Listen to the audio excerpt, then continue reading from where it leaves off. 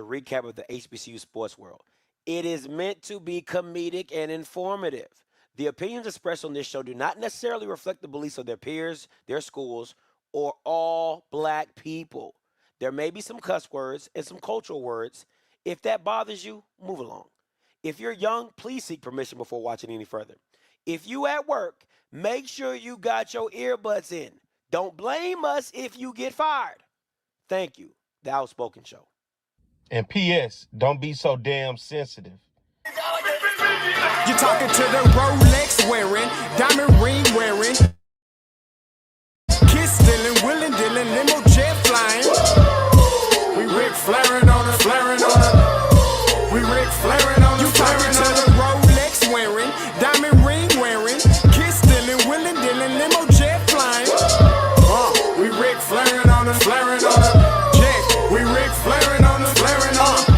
It's apparent these girls staring. I'm Rick flaring, gold across my chest. I'm fresh to death. I'm Paul Bearing, not at all scary. One eye open like Betty Wops and fine to these Urkels that's going in like a carry shot. Woo! I'm going in like a Mary Pop off that Mary Crop at the top flow at the Marriott. So questioning me is like questioning you. See, we the best dressed, so come and get blessed with the crew. Not one but two, different ways to slaughter your crew. Committed tat across the chest, I guess she blessed with the truth. People want to see them checks, representation of proof. Living through my elders, trying to resonate to the youth. But ain't nothing to get my flash on. Longevity is heavily embedded in my melanin. Layman terms, I last long. My grind repetitive, I'm smoother than real silk. Lyrical cash cow who can't cry over spilled milk. We in here. You're talking to the Rolex wearing, diamond ring wearing, kiss stealing, willing dealing, limo jet flying. We Rick flaring on her, flaring on her. We Rick flaring on her. You talking to the Rolex wearing, diamond ring wearing, kiss stealing, willing dealing, limo jet flying. We Rick flaring on her, flaring on her. We Rick flaring on her, flaring on her. This ain't no normal situation, this preparation with greatness. Industry full of fakeness, it's really up for the taking. See, life is what happened to you, more so how you take it. Don't get stripped of your knowledge and mentally leave you naked. I like to live otherwise. I'm sorry that I'm fresh to death. I put the polo and apologize. See, black son, we ain't nothing like the mother guys. Quit to socialize, we organize, then we mobilize. Off the deep end like a scuba diver. And no confusion, just keep it pushing like Uber drivers. Woo! Business fresh just like a supervisor in a Gucci visor. Can't find a smoother rhymer. You're talking to the Rolex wearing, diamond ring wearing, kiss stealing, willing dealing, limo jet flying. We Rick flaring on her, flaring on her. We Rick flaring on her. You talking to the Rolex wearing, diamond ring wearing, kiss stealing, willing dealing, limo jet flying. We Rick flaring on her, flaring on her. We Rick flaring on her, flaring on her. Yeah, DQ baby. Shout out that boy Nigga for that fire track. Hey, Black Sun, sun up. What's up, Vinny Vegas? What in Vegas? Yeah. Shout out Pharaoh's Kids, D-Phase. Yeah. Bubba C. Yeah. Rick flaring on them. Rick flaring on them. Rick flaring on them. Rick flaring, son up, baby. Hey, yo, Scotty, we back. Yo, Appreciate you for reaching you a out. star. I'm like, hey, it's Outspoken. A lot changed. Granted, the concept we still hosting. Giving you the fix you need when on the screen. The veteran, Captain Petty, giving you medicine. Come tap in. You know Scott gon' do what he do. Might not want to hear it, but here go the hard truth. Perry about the numbers, regret if you're not fact-based. When you run your lane, the numbers seem like a statue. Wait. Hey, Scotty, man, I'm not feeling it. I don't think the people feeling it. Let me get in my bag a little bit, just showing what this Outspoken really about to be like. Outspoken, this is more than conjecture. These days they laying people off, so glad that we got our own. Hunger insatiable, made for you if you say you objective. Hard truth offering, no offense, just perspective. Come get your dosage and go with me. We spit it like poetry. The pivot was pivotal. Could rhyme here, but I'd rather not. Some say Scotty, some call him Scott. The best one since Stewart. If you know, then you know. But if you don't, then you're lost. Let me be frank for a minute, cause we all know that's how Perry be. Break it down the game for what it was, no apologies. This my hypothesis, you tune in, you like watching it. It's common sense, obvious, competent, rugged, and confident. Hey, we outspoken. We outspoken. We outspoken. This is outspoken, and we gon' put on a show, even if we hear you say I can't stay. It's outspoken. Hey, backpack. I think we got another one. They ain't think we can do it, but we still here. What is going on, everybody? It's your boy Scotty, man, back with another one. Happy Monday! Listen, it's a full day out here today. It's something special. That's all I can say. It's definitely something special. It's a new Monday. It's a new regime in the SWAC. But we'll get into all that. Listen, I can't do this show without my brother from the. Give him a boy. What's up? Are we representing ESPN today? We doing ESPN things? I'm in the studio today, so We doing I'm in big the studio, so I got something to do directly after we done. So for once, I'm not at the house. You called me back at the studio. Okay, cool. Got some ESPN things. Listen, I made a bet with a PV fan in the stands that said if PV won, I was going to have to wear the PV shirt. Now, listen, it is currently in the dryer, okay? It is currently in the dryer. It is soaking wet. I try, it was my sweat rag for so long. I ain't feel right just putting it on. It's not the 2024 one, is it? Yeah, that's No, you leave that shit. You get you a 2025 one. Get it up there. I ain't got a 2025 one. Don't wear that 2024. That never happened. I got it. That's all I got. It didn't happen. But it's all You got to send that to like Costa Rica or somewhere. Like, send that off. Listen, a bet's a bet. I'm gonna get my kids to get out the dryer for me, wet and all. I'm gonna put it on, and we gonna go from there, man. But how was your weekend, P? I know you've been down for a little. You couldn't come to the SWAC championship because you had a little cold. But how's everything going for you? Man, last week after we got done with the show, coming back from New Orleans, Hey, bring me the shirt. you like the daddy? What y'all doing in there? Hey, But better be playing in that water. hey. But man, I had got sick after the show, man. It hit me like Tuesday and get too much shaking hands and hugging down in New Kissing Orleans. babies. Huh? Kissing babies. I wasn't kissing no babies, Kiss where the babies is made, though, But at the end of the day, man, it was just it got sick, man. I got sick, so I've been trying to shake back and it wore me out, man. I could not go to the SWAC championship this weekend, man, just because where I was under the weather, and it really got me. I couldn't get out there in that air, man, so I need to shake back. But I'm making up for it. I'll be in Atlanta this weekend. I'll be in Atlanta actually on Wednesday. So I'll be there. And you know what, Scotty? It looked good on you. Shut the hell up. It looked good on you. It's wet as hell, too. This ain't soaking wet. Hey, I know y'all can't see it. Because before you be sick like me, man, Yeah, that's why I got the hoodie. That's why I got the hoodie on top of it. And it's a very special week. It's my birthday week. Oh, let's go. Yeah. I just wanted to Birthday boy in the house. Yeah, that's why I put it right there. You see, that's anybody want to buy me a drink, y'all know I do partake. So if you want to buy me a drink or you want to buy me some popcorn or a Snickers bar or a bag of chips, I'm okay with it. That's that's the cash app right there. Y'all look out for your boy right there. Cash app, $ P White 1210. My birthday, December the 10th on Wednesday. So it's a holiday. It's a holiday this week. So, Okay. Well, you can't be a Scorpio. Everybody not blessed. Listen, Sagittarius. Again, like we talked about that. Nobody even knows what that is. Okay. Again. Hey, listen, guys, we got a full show. It's going to be a quick show, but it's going to be a full show. Ain't much to talk about. Ain't many games going on, but it's one big one. Listen, but without further ado, we got a special guest in the building. We got a special guest in the building. I mean, the one and only, the originator of the song. If you can play that for me, DJ. In the valleys, whoa. Stay focused. There is a place I want to go. The name of the the place ringing in my ear. Atlanta, Atlanta, Atlanta, Atlanta is the land of the purple and gold. Oh, the land of the purple and gold. Gotta Gotta get there. Hey, that's my favorite part. Hey, listen, give it up for today's special guest, Coach Jermaine Jackson.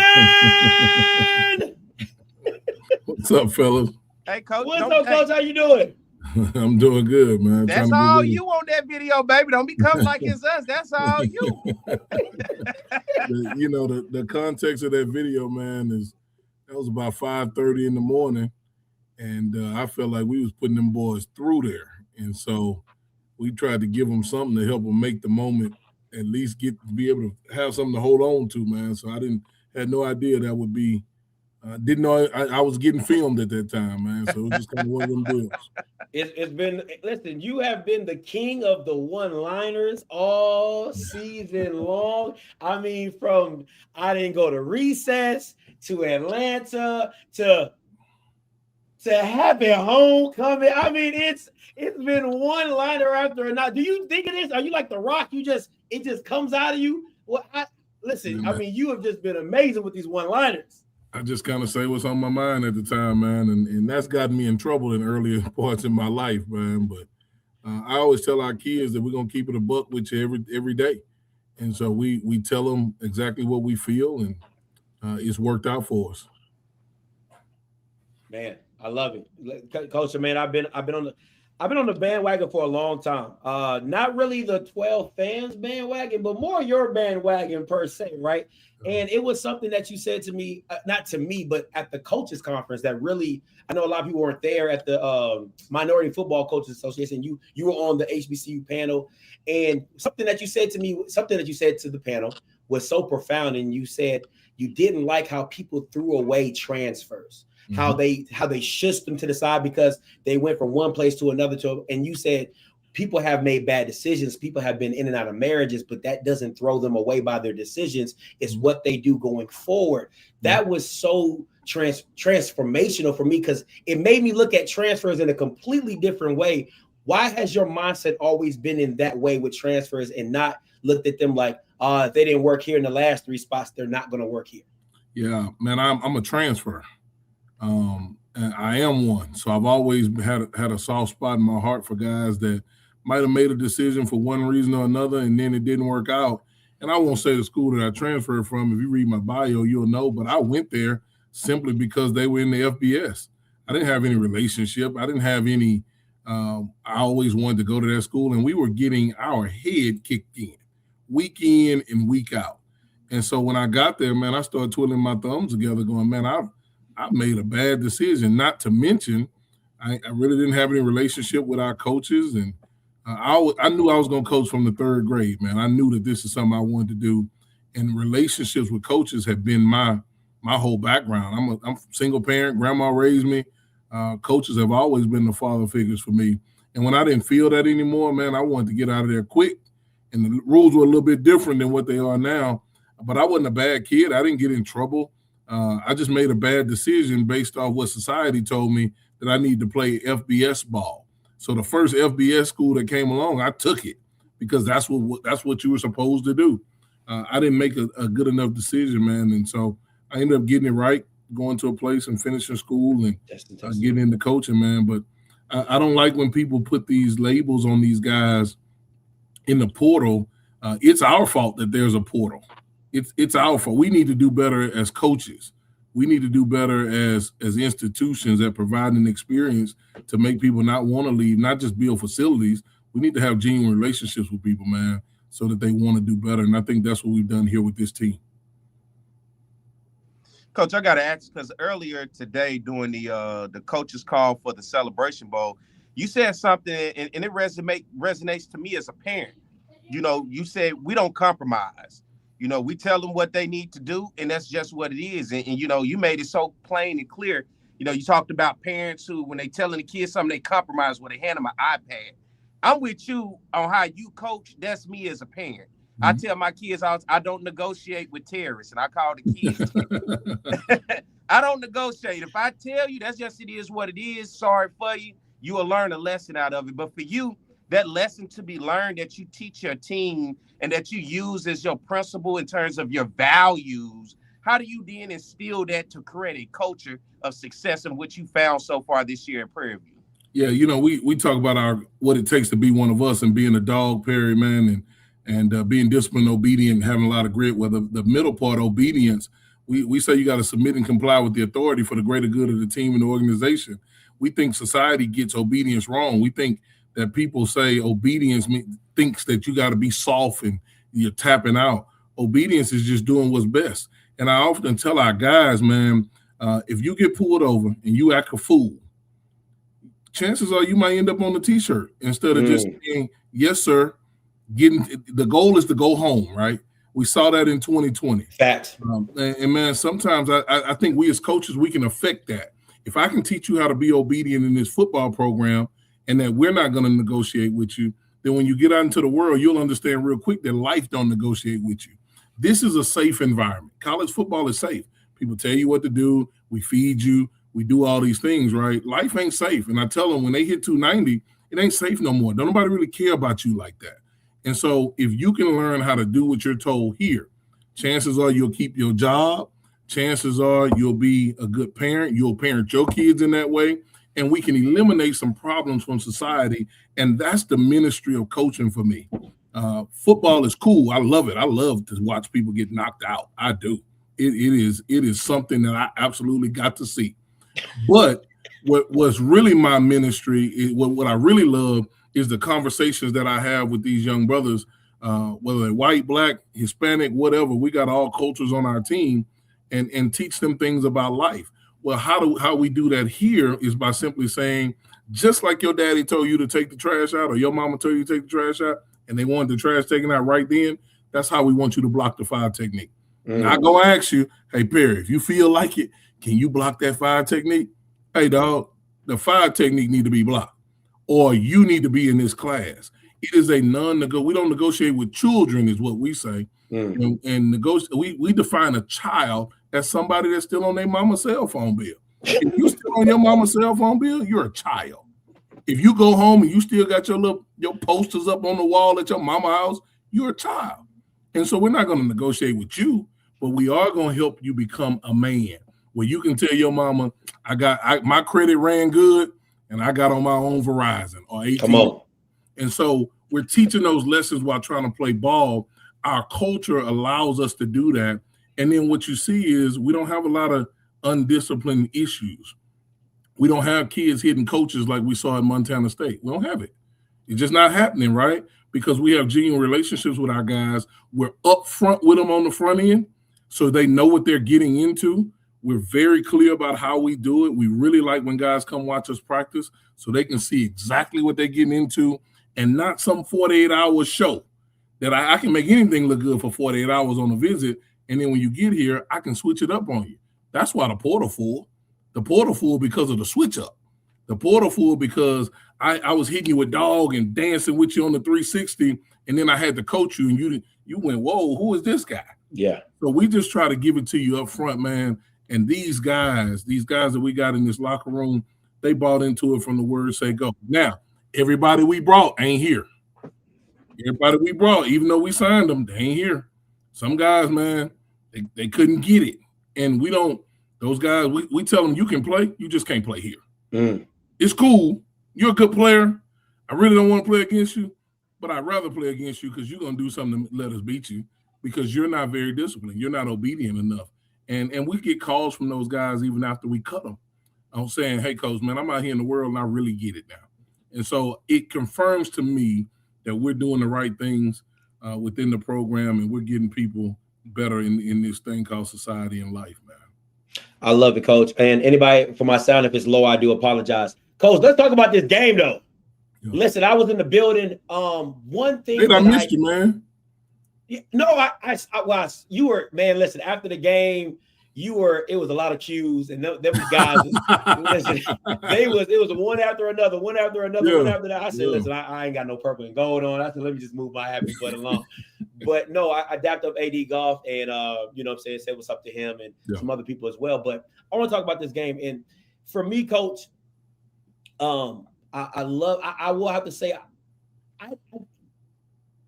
for me, when I saw this game and when I was watching it, I was watching you guys play. I just said, listen, if Tremaine wins this game, if Coach Jackson wins this game, it's because he coached a hell of a game, and that's what took place in this. Because I'm telling you right now, if the fans had a way, because I was sitting on the PV side, if the fans had a way, they hated that QB draw. I swear to God, on everything I love, after like the 15th time you ran that, they were cussing up a storm. I'm like, stop running that motherfucker. I'm tired of running that. God damn it, if he run that QB. And then, all behold, game on the line, QB draw. But going back to the little things, I just loved how you guys were ready. When the game started and you guys, your defense on the field waiting. Going offense, when you first got the first possession, you're on the field just waiting. Like the defense is, it just seemed like it was a different tempo and mindset that you guys are playing with in this championship game. Can you speak to that? Yeah, man, I appreciate you talking about the coaching. I certainly feel like I've got a really good staff. I feel like these guys, they find weaknesses, even though there weren't very many against Jackson State. They find weaknesses and try to exploit them. I will speak to you, man, on the readiness of it. Here's what we felt like. Coach Taylor is a phenomenal coach, man. Like this dude, what he's done with the program. I always tell people, I wouldn't have wanted to be the coach after prime, right? Like, man, that's the way that thing raised up, and it brought the whole city. They have a great environment. I wouldn't have wanted to do that. So my hat goes off to him for not only doing it, but then last year exceeding that expectation and getting them over the top. We got a lot of respect for how he goes about it with building his young men. But one thing that we knew is that Jackson State beats you before you even get to the stadium. They got the energy, they got the enthusiasm, they got the videos to prove it. And so we showed our guys all that all week. And here's what we told them. None of that scores any points. None of that makes any tackles. None of that does anything on affect the outcome of the game. What affects the outcome of the game is blocking and tackling, striking people, and letting them know that we here to play. That's what the outcome is. And so we said, man, when we get there, don't go to the coin toss with your helmet unbuckled. Something might break out. We got to be ready to go. Yeah. The atmosphere is electric now. When it's going, it's going. And so they do a really good job. And we don't experience that type of atmosphere in a lot of places. We certainly don't experience it at home yet. We hope to get to that point. But, man, our guys decided that they were going to go and play and leave everything out there. And we made our fair share of mistakes. I don't think we played extremely well, not like we want to, but we played well enough to win.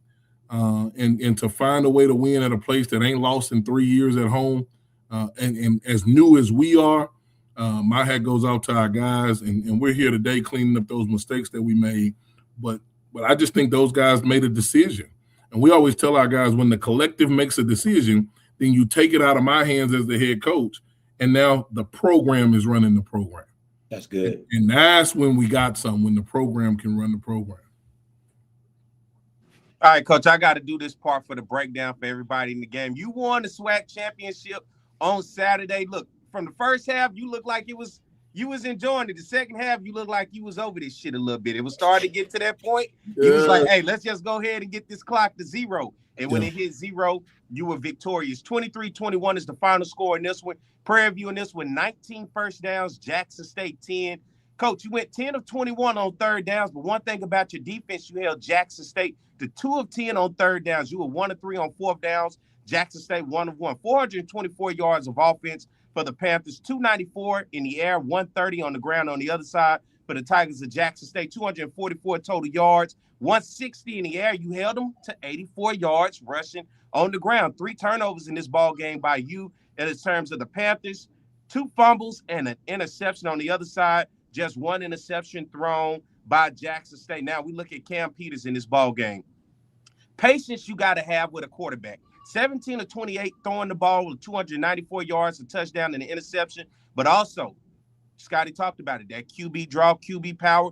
24 carries for 100 yards and a touchdown. Then you look at Rockwell, your receivers. And I will tell you, very impressed with your receivers, because when you were looking for the big plays down the field, when you were ready to take your shot, those receivers answered, and Rockwell was one of them. 4 receptions for 96 yards. On the other side, Lockhart, who took over for Jacoby Morgan, who had scored a touchdown and ultimately re-injured his foot. Lockhart was 6 of 9 for 156 yards and a touchdown and an interception. Jacoby Morgan, 2 of 6 passing this ball game for 4 yards. A light day for him, but two carries for 28 yards and a touchdown. Travis Terrell Jr., 9 carries for 34 yards. Now, altogether, when I say all of this, Coach, it seemed like at one point this game was tit for tat. Then it went from explosive play to explosive play. Then a turnover ensued, and it was like, all right, let's slow it back down. Let's get back to what we do. And one thing I like about your running backs, they're very patient, waiting on that hole to open, and when it does, boom, they're out of there. But you relied a lot on your quarterback in this ball game. Talk about just the efficiency that you were looking for out of him, and even through the mistakes, still just keep a level head. Let's win this ball game. When it's time to get it, you'll get it. And he did that with that first down. And even your defense in the backfield causing problems for Jackson State all day. Yeah, Perry, I'll tell you, man, I tell people all the time around here, I'm going to write a book. And the name of the book is going to be Teaching People How to Win While Trying to Win. And a lot of that is not just players, it's everybody in the organization, right? But when you're in a game, sometimes some real live things have to happen for you to be able to teach a lesson, and you hope to be able to overcome it. And so Cam running the ball was certainly not the plan, but it was what was required for us to win. Wow. We talk about we're going to do what's required. Like, all coaches got these game plans and all these things. Man, that stuff goes out the window when you get to the game, when you figure out what you wanted to do, you can't do. So now what do you do? And when you see people get blown out, a lot of times they keep doing what they know they can't do, and it just doesn't work. So you're like hitting your head up against a wall. We're always going to do that. Defensively, we're always going to do what's required. Offensively, and in the special teams game, and that's what was required. And so my hat went out to Cam because, I don't think he's ever carried the ball that much in the game. And some things were scrambles that weren't designed, but a lot of it was designed. And we went in at halftime, and we knew that we had to we couldn't have our defense on the field a lot. I think we held them to 44 plays or something like that, because it got hot in the third quarter. It got hot. They hit a couple of big passes, which we knew that they had the ability to do that, but we needed to calm things down. And I'll give you this insight. And Scotty, you were there. There was a time where the pom-poms got to shaking, the band got to blowing. Yeah. And you could feel that energy on the sideline coming up. And we were about to go back out. And I said, hey, man, we got to get a fire extinguisher on this, because you just knew it was coming. Defensively, we got to stop. Offensively, we were able to keep the ball for about 10 minutes on a 96-yard drive or something like that. And so we were able to put that fire out. And so this team has found unique ways to win, man. And so people talk about being battle tested. And I think we started off being battle tested. 2 seconds left, winning the game. Yeah. Losing, coming back against UTRGV, ultimately not winning the game. So these guys continue to find a way, but we're always, Perry, going to do what's required for us to win football games. And if that's running the quarterback, if the running backs, if they're keying on our running backs, then we're going to do that. If it's throwing the football, we're going to do that. And I think, like you said earlier, the third down, to have 21 third down attempts. That's crazy. Shows that we were driving the ball, right? And for them to just have 10, it shows that we weren't on the field very long. And if you can, some people call it playing complimentary football. Around here, we just say this is the way we ball. Like, this is what we want to be able to do: control the ball, control the game. We don't care how many points we win by. We just want to win. That's real.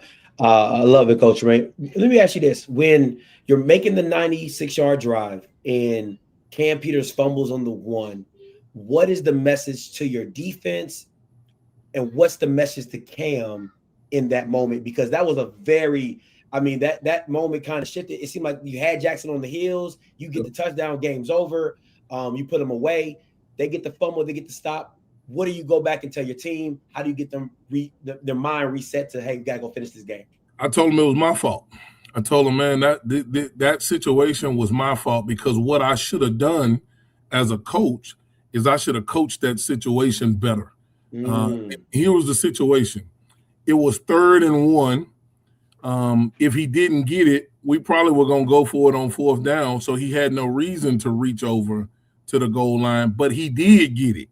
And so it would have been 1st and goal from the 1. Well, sometimes when players who Cam is older, but he doesn't have a lot of experience, right? Like he's gotten the majority of his experience this season. When you have a player like that, you got to coach him through every situation. And so I told the defense, it's not Cam's fault, that's my fault. Never gonna blame a player for trying to make a play. Man, that dude was trying to get the ball in the box so we can shut it down, right? Yeah. He probably didn't need to reach it though. And so I should have coached him better in that moment. So I asked the defense to bail us out. I said, man, I messed up. And when you mess up sometimes, I have to bail you out. I need you to bail me out. And man, those guys went and did that. And while they were bailing us out, I was able to have that conversation with Cam on the sideline. It wasn't man, what are you? It wasn't that. It was when we're in this situation, this is what we need to do. Understand that we can still get a 1st down. Because when the ball's inside the 10, a lot of people automatically assume that there's no way for you to get a 1st down, right? Yep. Not true all the time. We could have, the 1 yard line would have got us a 1st down. And I didn't do a very good job of communicating that with the players. I assume, and there's a sign in our building that says assume nothing. And so we want to make sure that we do a better job of coaching that. And so it was my fault. They bailed us out. And then the 3rd and 7 that he came back and got on the last drive, he made up for the mistake. And so we tell him it's not about the mistake you make. You don't judge a man by that. You judge him by how he recovers. And he recovered in that moment. And that's what I mean by teaching people how to win while trying to win. I love it. Hey, let me tell you, your boy Golf was all in the back while you was doing your interview. Hey, your boy Golf was like, hey, I told y'all. Yeah. But for you, man, to get that trophy, year 1, the hard work, you and your staff, and you talked about it early on the coaches call. And I heard Kenneth Berry say the same thing. Hey, we just some D2 coaches, just proving to folks that we know what it is and what it takes to win. And I was listening to you because it resonated when you talked about being at Valdosta State. And you didn't have this, you didn't have that. But listening to other people trying to follow something, then realize, you know what? Hey, if we ain't going to do it my way, then we ain't going to do it at all. Yeah. And you learned your lesson. You talked about what you guys went 5 and 6, then everybody wanted to fire you. Yep. And just last year, you played for a D2 national championship. This year, you're playing for an HBCU Black College National Championship, and you in a bowl game, man. What have you just learned over this process for you, being at a place like Prairie View, getting the opportunity that Golf gave you, and as well as just through this process, learning the conference, being able to, as I will say, evolve a team, because you guys started out like the caterpillar in the beginning of the year, right? Mm-hmm. Just trying to get there. But then at the end of the year, you get in the cocoon. Now you're ready to fly, and that's why you made it this far. And everybody else, y'all like that? You like that? Huh? That was a good one. But now you're flying, and you're flying high with a championship. But for you, just this process now at being at Prairie View. Yeah, man. Certainly grateful to be around good people, and I think AD Golf and I have a really good relationship because we had a real conversation when we were in the hiring process about what we both wanted and what we could actually do and what it took to get to this point, right? And so that's the first thing when you say, what do you know, the question you ask when you're asking me about what it took a real conversation. A year prior to the SWAC championship, I was coaching against Virginia Union, and AD Golf was watching our team, and I knew that the job was a possibility. And when we talked the next day, he said, man, you guys have a really disciplined football team. And so I always knew that discipline wins, right? I think I heard Coach Berry say that earlier. But sometimes when you're in it, you don't really know what it looks like. You need people from outside to sometimes. That's why people always ask for a second opinion. You just kind of need some confirmation. And so that was the big thing. I knew we needed to come in here with a lot of discipline. you're right, Perry, man. I negotiated at Valdosta in 2022. I listened to people that were non-football people. I had a vision and a plan, but I thought because of the type of job it was, because they had never had a black coach in any sport, man, maybe I need to listen to these people and it'll buy me some time. Ultimately, it almost got me fired. And I made a vow to myself on Thanksgiving of that year saying, man, I'll never listen to nobody else again as far as running the program. We'll always evolve, but the negotiation piece, I'll never negotiate with players again. And it's worked for us since then. Man, I think we're 35-6 in the last 3 years. One of my coaches told me that's been with me. That's phenomenal. You got people that get a left leg to win 35 games in 3 years. You got some people 6-35 in our profession. Exactly. And so you got to make sure that you understand where you came from and how you got there.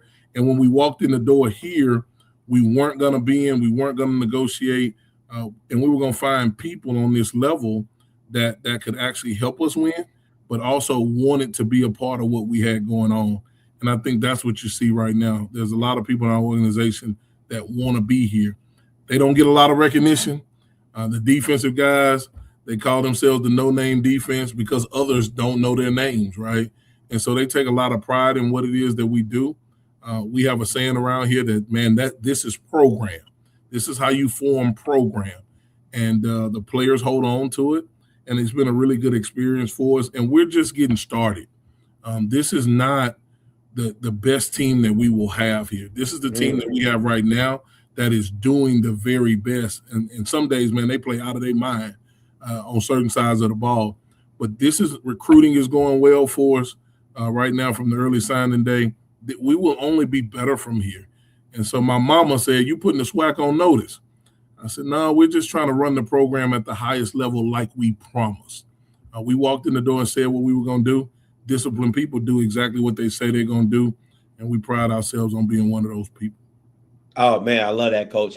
Before I get to my Celebration Bowl question, I want to understand how in this climate, in this space of high turnover and in and out and kids coming in, how do you still build a program? Because that is the facade of the transfer portal, that you cannot build a program with high turnover kids and mercenaries.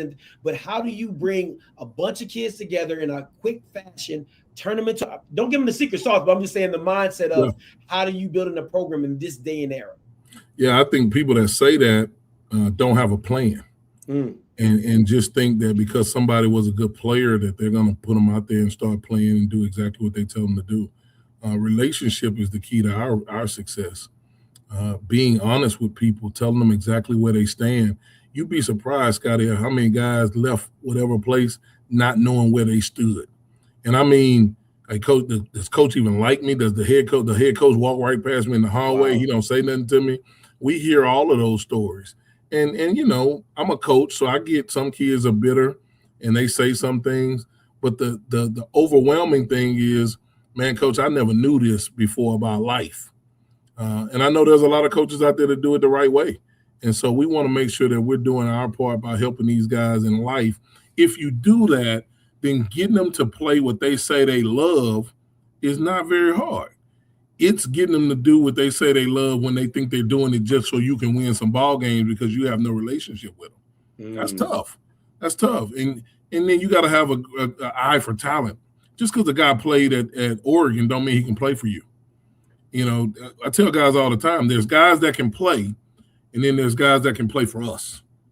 And so you got to know what you're looking for. We have critical factors in recruiting, and we're looking for those things. And if it ain't those things, I don't care if he played for the New York Jets and we can claim him off waivers. We ain't taking him. We ain't taking him because he just doesn't meet what it is that we're trying to do. And I never want coaches in the room to say they don't have depth when they have depth, but they just don't like it because they missed in recruiting.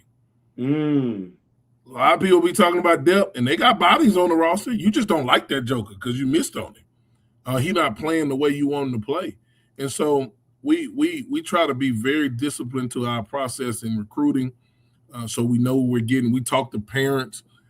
We talk to people involved. I have a parent meeting once a year via Zoom, And if their parents not on time, like the players got to be on time, then I lock them out the Zoom meeting.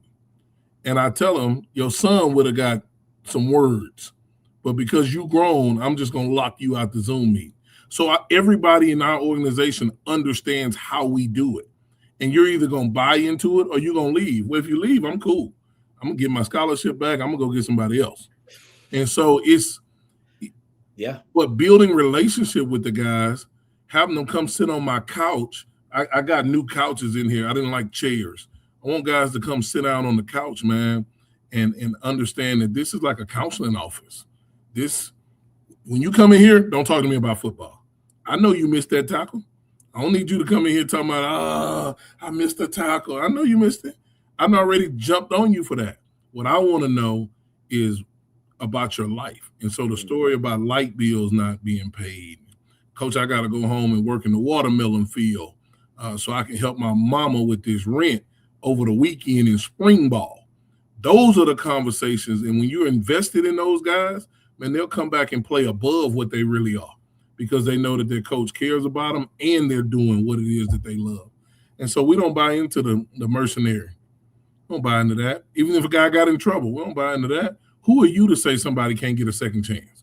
If all these older coaches, if there was Twitter and Snapchat and all that stuff in the 80s and early 90s, half of these guys wouldn't even be coaches.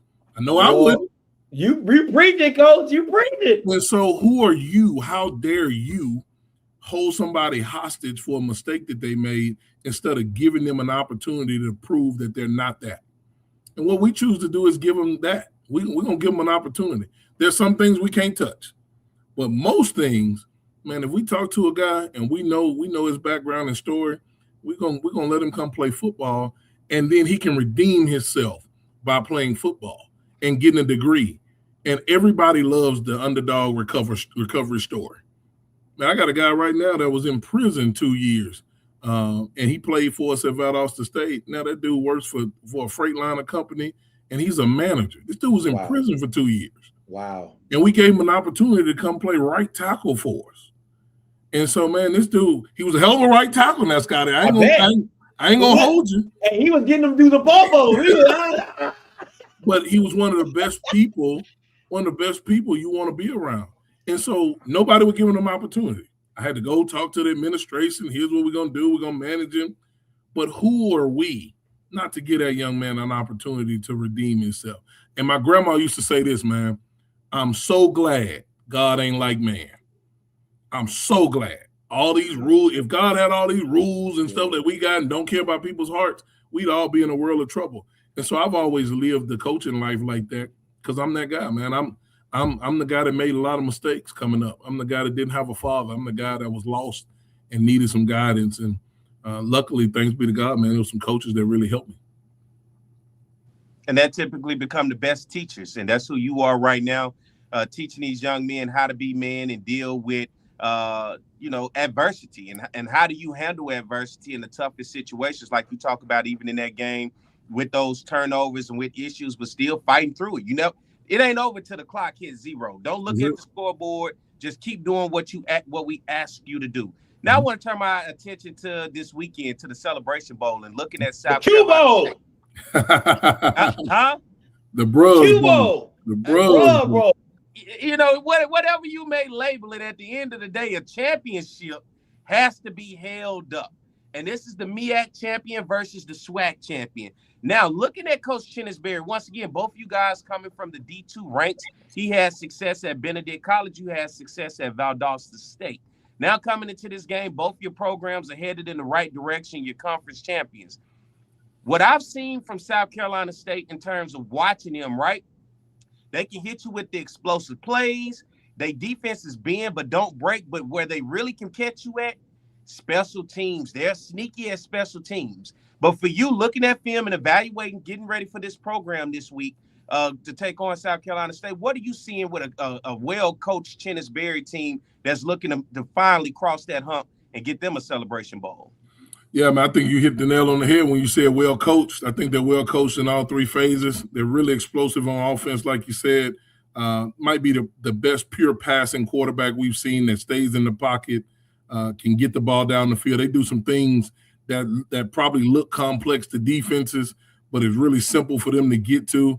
And I know it's really simple for them to get to because of the amount of times that they do it and the different ways that they do it. We're trying to get the ball pushed down the field. If I know Coach Berry probably doesn't have the number run game wise that he wants, but he still runs the football effectively. And those guys are really big, really long, great athletes, twitchy on both sides of the ball. Their defensive front stands out on tape. They're really active in going to rush the passer and just putting pressure on people in the run game. I got a former player, Jamori Jones, number 99 for them. He played for us at Valdosta State. He's there. He's in their rotation on the D-line. And so we know what we're getting into. But I think you're right with the special teams. They don't do a lot. They just do it really well. They do it extremely well. They're not afraid to be aggressive on special teams. It's shown to help them. And so they got an opportunistic defense, an explosive offense, and a well-coached special teams. But like I told our team, when you're playing in this game, both teams got something. They got to get there. Yeah, for us to be in the building, both teams got something, right?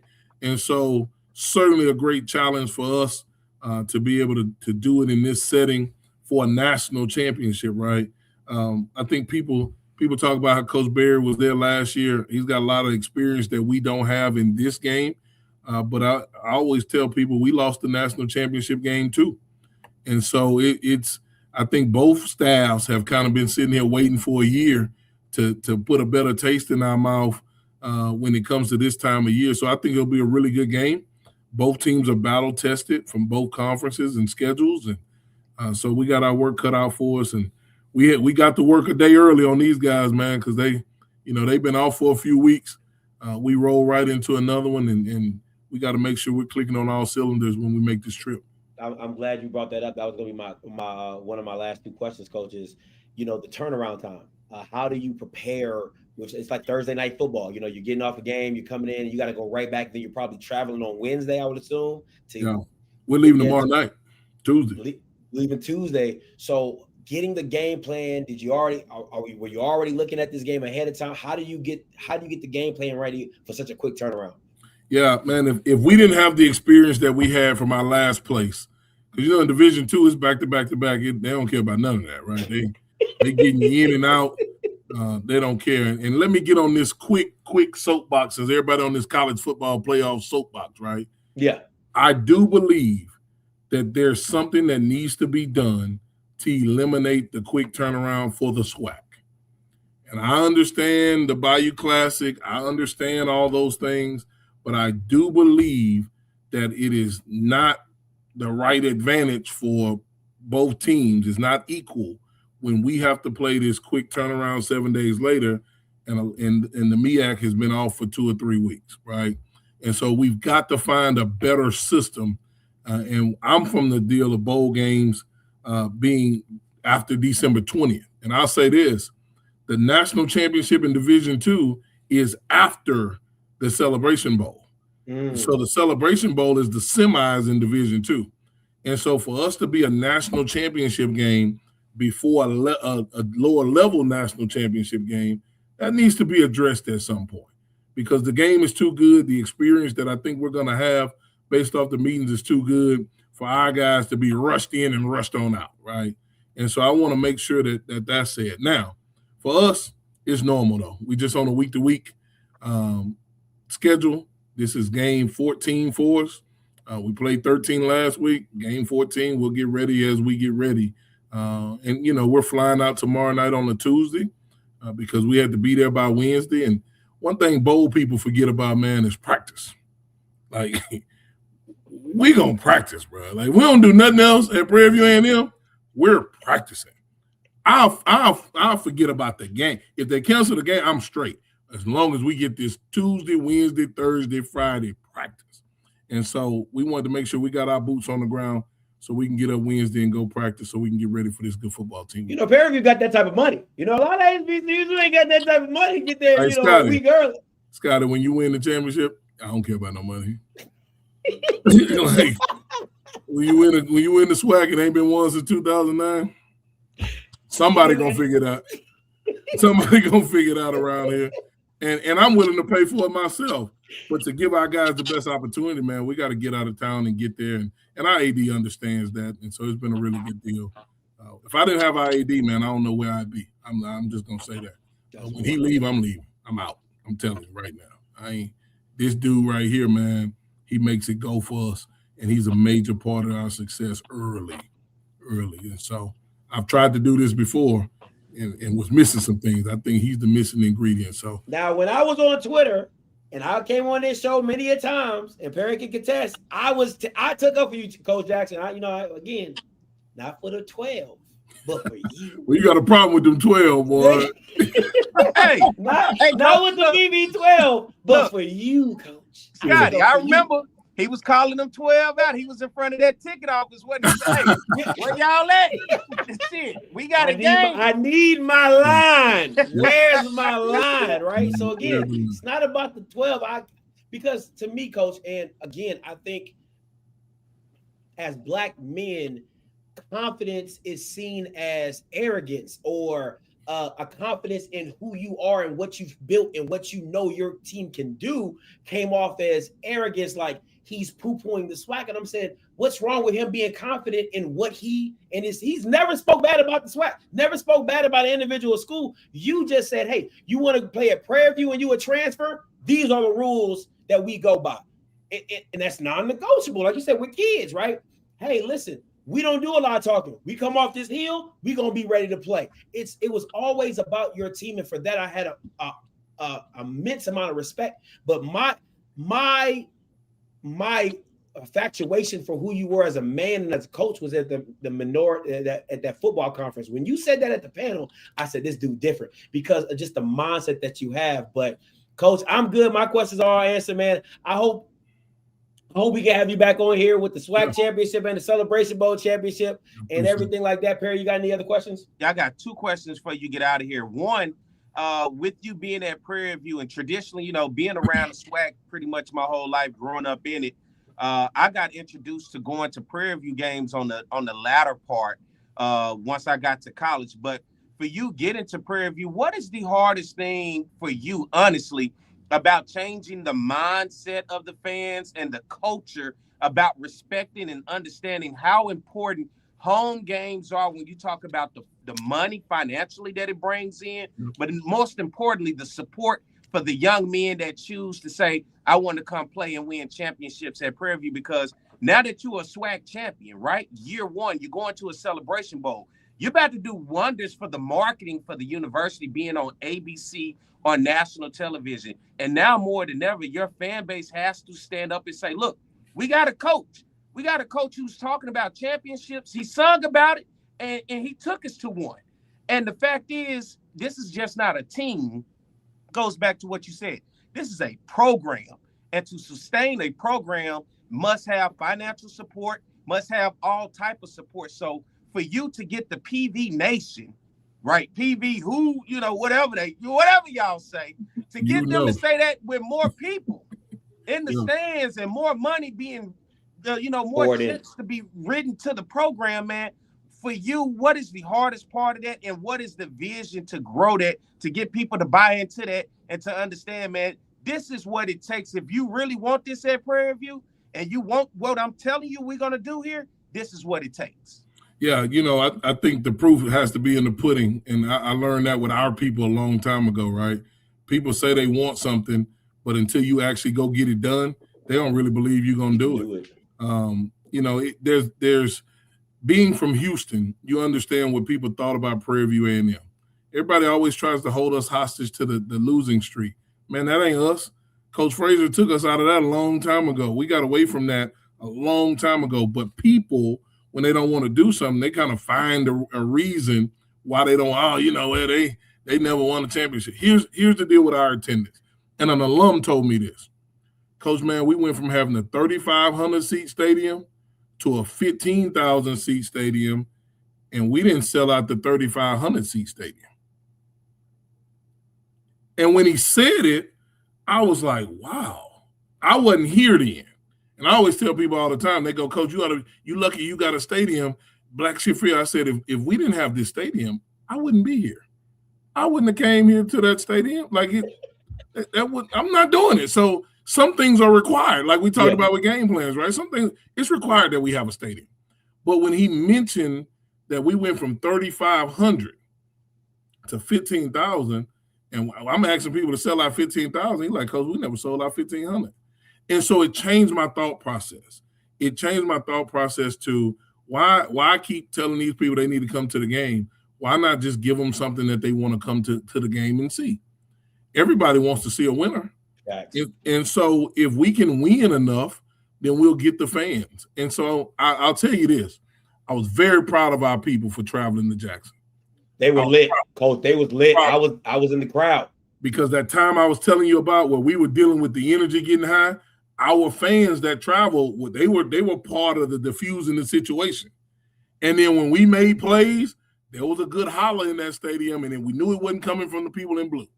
And so I was proud of them. And so after the game, when everybody's crying and emotional and can't believe we did it, I said, now, can we get you to Prairie View? If we can get you to Jackson, can we get y'all to Prairie View? And it's just going to, we can't get weary and well doing. We're going to have to continue to be successful. I get mad sometimes because I want people to support our young people. These guys work extremely hard, man.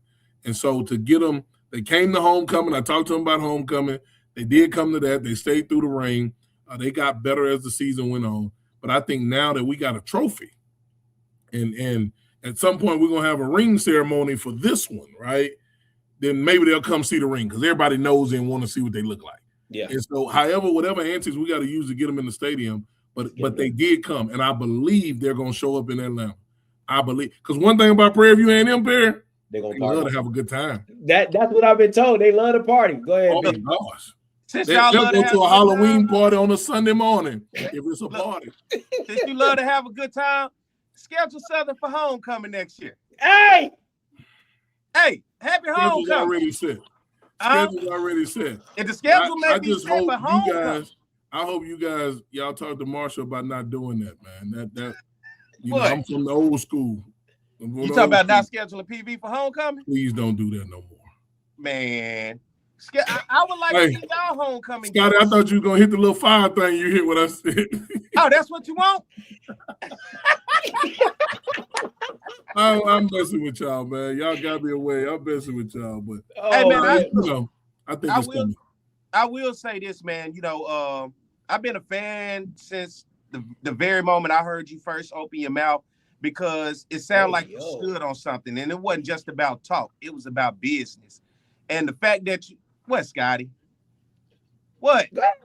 Speak your piece. This is a little pause. This is a pause. No.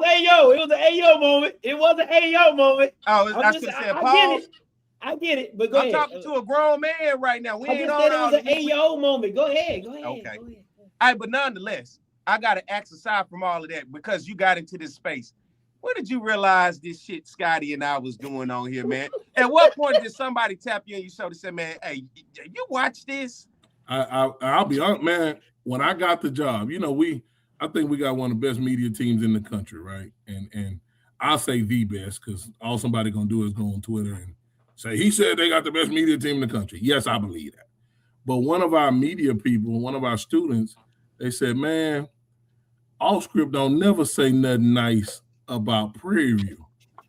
And so they said, Coach, there's this guy named Allscript on Twitter. He said that your hire was a good hire, and the dude has been killing PV my whole 4 years here. And so I was like, well, I mean, where is he? He said, man, he be on Twitter. Well, I love Twitter, or X, or whatever they call it, right? And so I got on there one night, and I listen to y'all a lot, man. Like I one of them pictures y'all had of me, I was kind of pissed. I almost sent y'all a different picture because it kind of had me. It was in the middle of the season. I was kind of looking over like that. I don't know who took that dang picture, but I just listen to y'all, man, because I like hearing outside opinions. I like hearing what people think, because we get in as football coaches and we think we know, right? But outside people, whether they're right or whether they're wrong, they have an eye and they might help us with something against somebody or even with ourselves.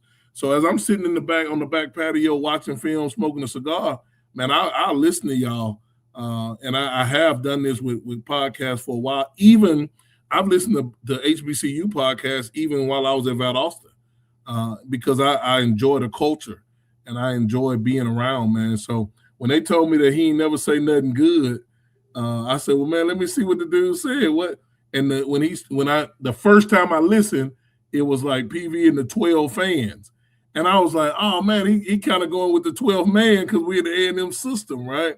And so it was kind of one of those things that I was just like, bro, I'm just gonna listen to it because I like entertainment, man. Like, I'm a serious guy, but I tell our guys when it's fun time, it's fun time. Like, man, this coaching deal will kill you if you always uptight. And we're dealing with kids, right? And so, man, sometimes I like to listen to some stuff. And well, y'all had it rolling one night. Y'all was on somebody, and I sat there probably for 2 hours. I smoked a 2-hour cigar listening to y'all, man, get on somebody. And this was the off season. Like, this was like leading up to the season, right? And so I've enjoyed it, man. I've enjoyed the good things you said about us and our staff. And you know, when I was on our fans, I was right with you. When you were killing them, I was like, yeah, somebody else see it too.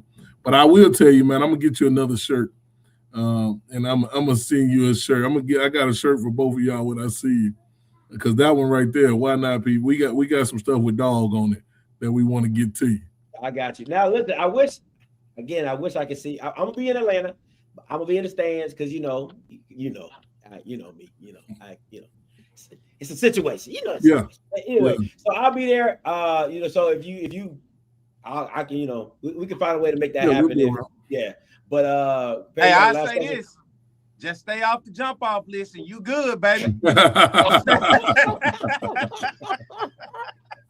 You stay off that jump off list, baby. You good up in here.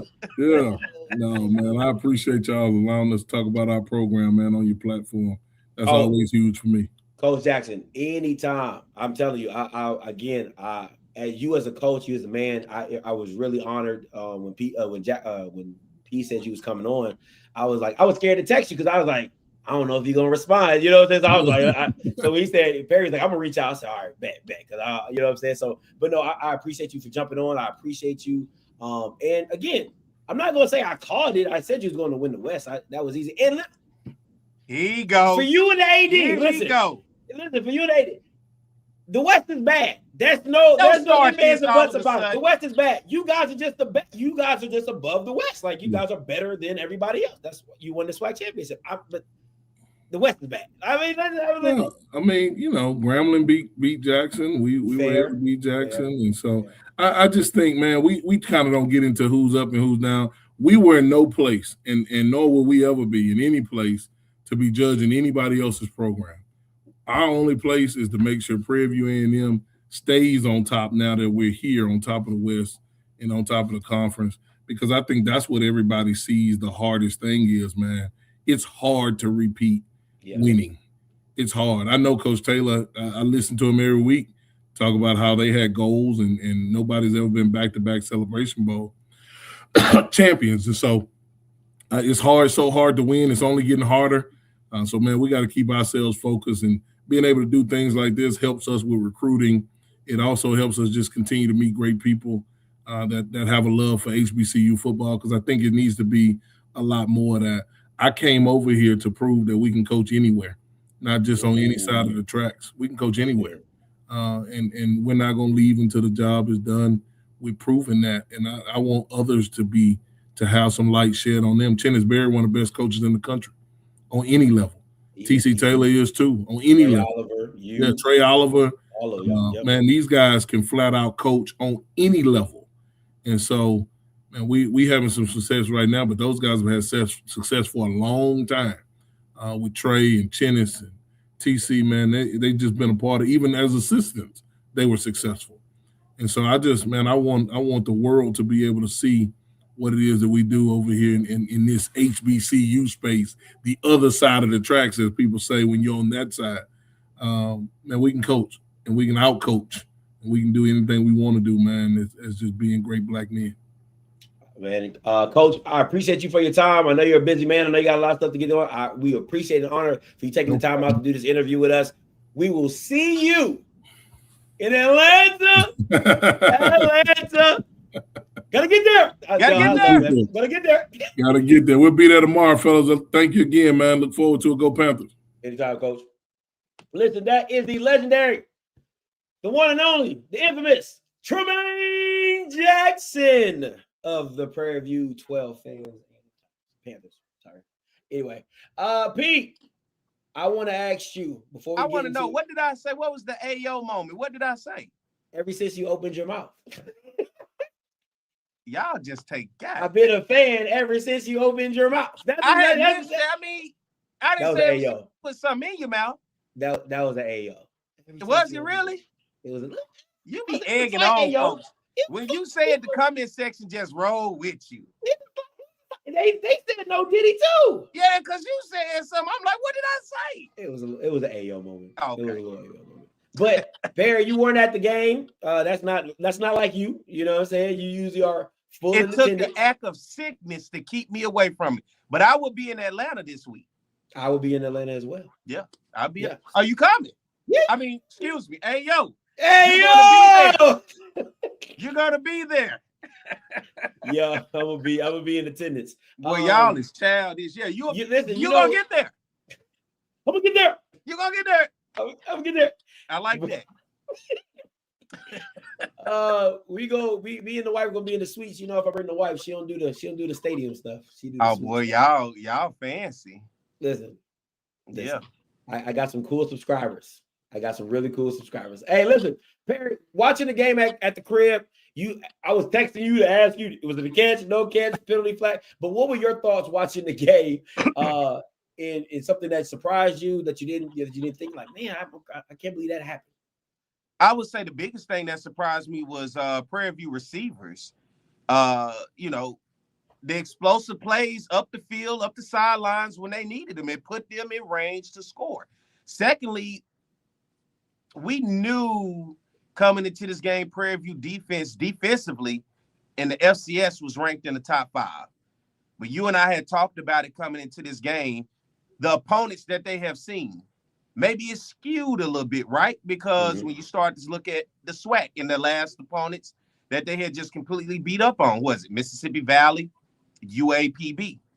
But at the end of the day, I was very impressed at the way Prairie View's defense was able to get into the backfield and put pressure on Lockhart, as well as shutting down the run game. The fact Jackson State didn't run for over 100 yards in this game says a lot, especially once Jacoby and Morgan, who had that big run up the sideline, kind of, seemed like he re-injured that fractured foot, and that was it for him. And I have to say, for Jacoby and Morgan, no better way than to go out than the way that he did. You hate to see a final guy play go out, a touchdown in the SWAC championship. Yeah, a touchdown run in the SWAC championship, man.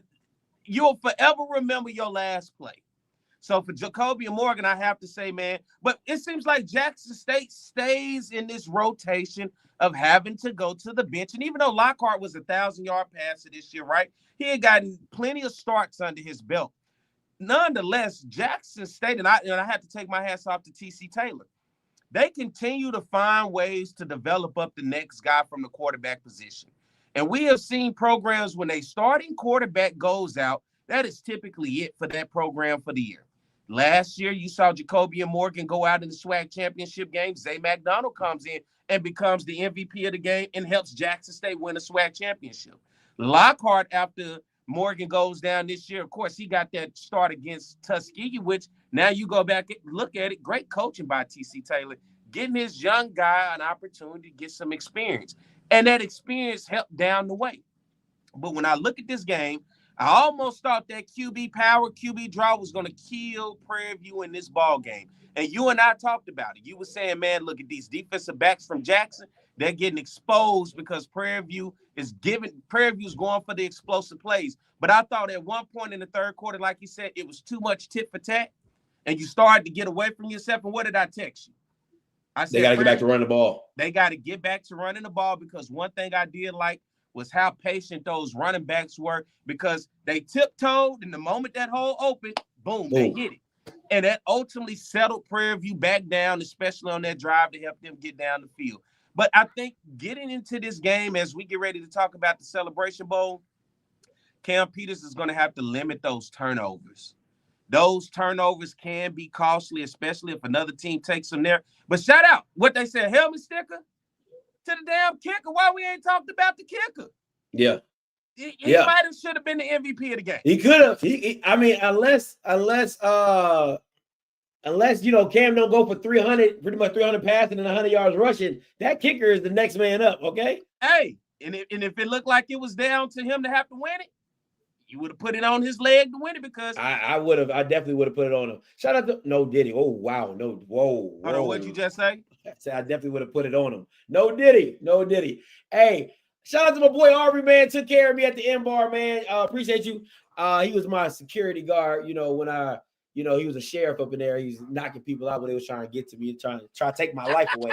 You know what I'm saying? He was out there like, he was like, hey, Scott. Hey. How sick was they in the vet, boy? Oh, boy, they was sick. Boy, they was sick, Pete. Listen. Now that coach gone, I can get a little vulgar. Them niggas was sick, P. Listen, I'm walking around the Jake, and every time a Jack State person stopped me, it was a halftime, right? I'm walking around the Jake, and they like, oh, Scotty, I said, you nervous? No, we ain't worried. No, we ain't worried. Man, listen, when them was about to take a knee, boy, first of all, let me give y'all a recap. If you weren't there, because I was there. Hey, I keep trying to tell y'all, the vet is not a hostile environment. I keep trying to tell y'all that, but people don't believe me. If you watch that game, if you was in the crowd and you was looking across, you didn't see not one pom-pom until the second quarter. Them niggas was like this, Pete. They was sick. The vet is a bunch of old people waiting for a comedic joke. That's all they do. Listen, this all it is, Pete. I swear to God on everything I love. This all they do.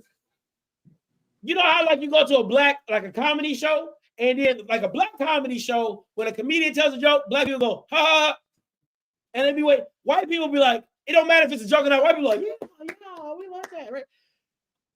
The vet is a black comedian. Listen, touchdown. Yeah. Ain't no defense. Ain't no let's go team. Ain't none of that. The Sonic Boom is the laziest band in America. They don't play nothing if it's not going well. They don't play anything. You supposed to be this big ass, well-renowned band. Them niggas don't play nothing when shit don't go well. They are the biggest front-running ass stadium in America. All them fans are front runners. They don't know how to. I gotta get listen. I know I'm very critical of PV, but let me explain something to y'all. From the opening kickoff to the end of the game, they was crunk. They was, no matter how the situation was going, if Jack State came back, scored, they were into the game. They must have had like a contest of like who was the most engaging fans for Prairie View, because they brought all them niggas to the stadium, because everybody that was in the stadium was lit. I'm telling you. And then Prairie View does this like they do, like you gonna get funked up, don't get. It was a vibe, bro. I swear to God on everything. I had the best outside of FAMU's SWAC championship game, outside of Alcorn, when they get going, when Alcorn gets going with the it was up there to like just like entertainment and the vibe in the game. Like if Prairie View could encapsulate that and put that into a stadium of 15,000 people, bro, I'm telling you, I had a great time with them dudes. Shout out to the section I was in. Bobby Ray was there. Isaiah, my boy Isaiah Wilson in the chat. Ty, LJ, all them dudes that I was kicking it with, man. I had a great time. I mean, they came. The song is P-Funk. Hey, listen, that junk was a bop. The P-Funk song was an absolute bop. They be like, don't get funked up. I swear to God, everything I love. It was an absolute vibe. So I cannot knock the 12. They came out in full force and they were Coach Jackson is absolutely right.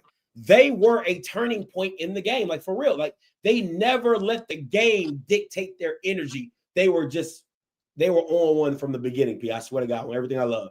They were on one from the beginning. Sound like I stood up the whole game with them. I stood up the whole game with them. What black college game, Perry, that you ever been to that stood up the whole game? All right, don't worry, I'll wait. Go ahead. You still be waiting because I can't tell you. Sound like you had a good time, man. I did. And it was only because I was sitting on the PV side. If I was, dog, you know how you said when Alcorn was bad that you could have thrown a pin and don't hit nobody? I could have thrown a pin across the vet and hurt it land. Yeah, That's how quiet. 32,000. What was the championship fan? The crowd, was it just because of the weather?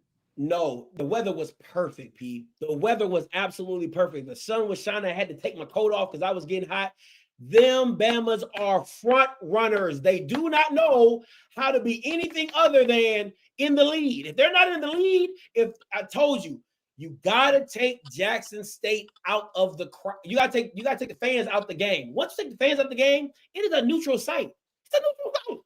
Was Mike Reed there? Of course not. He was on live getting mad.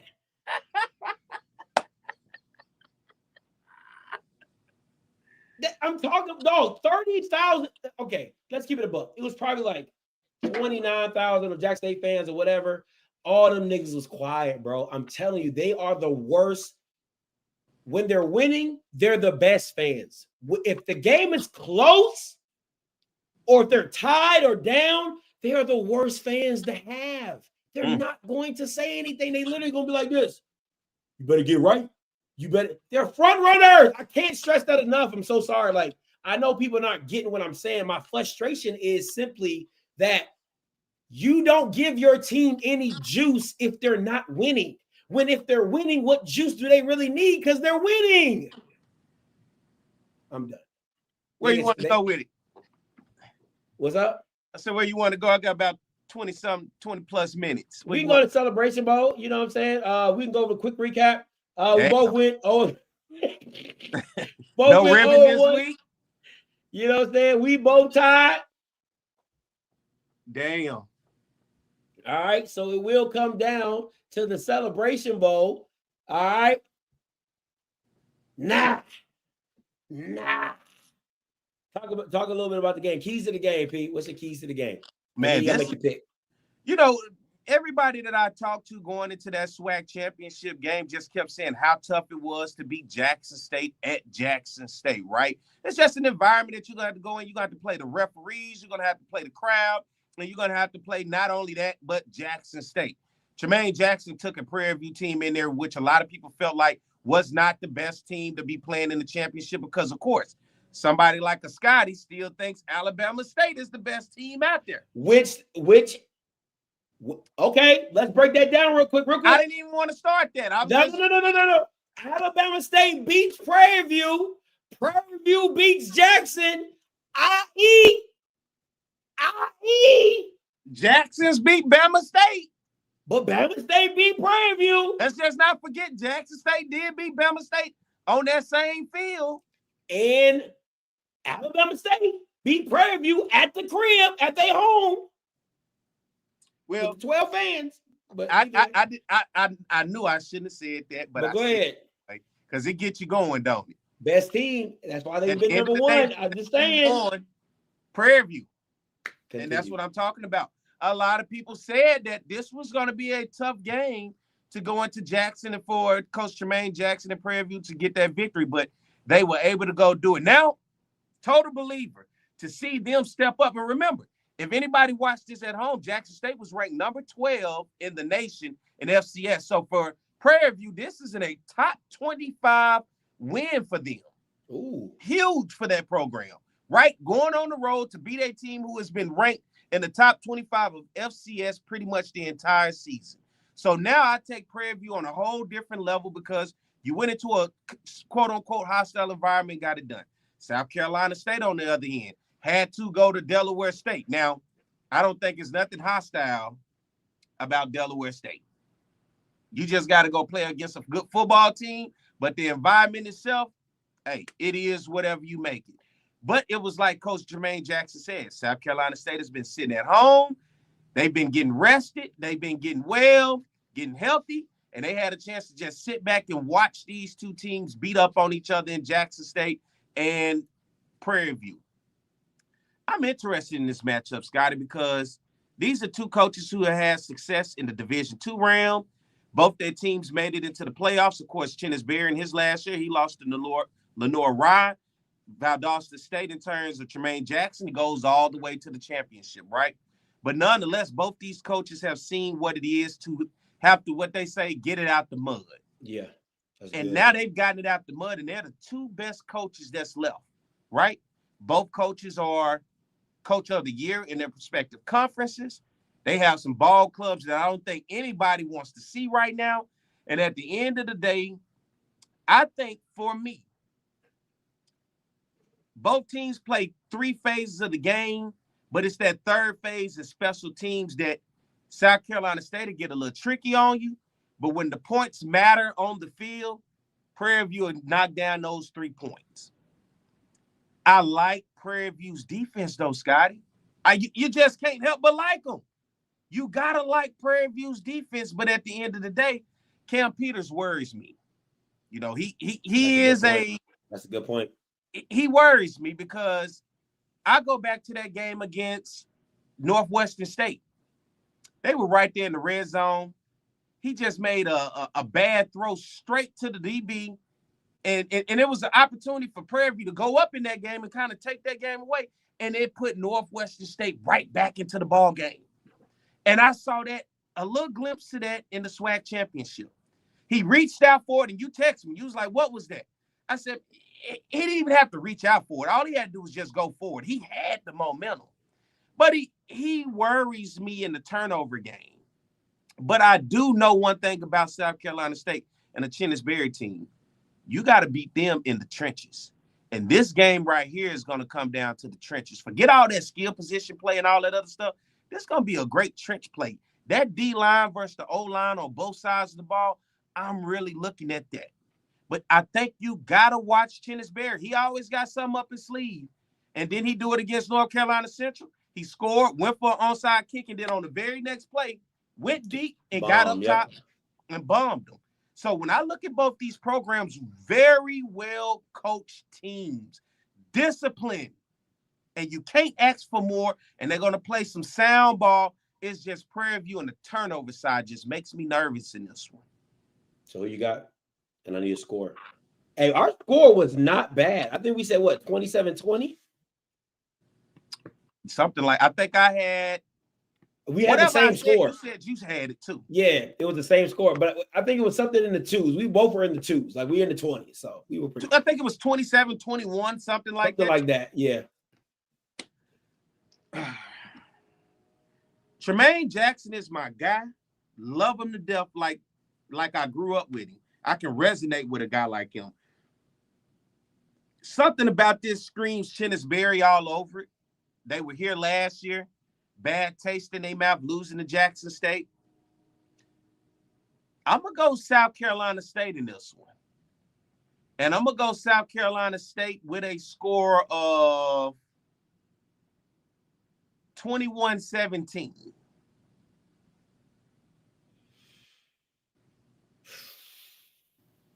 I told myself that I was not going to end this year on a tie.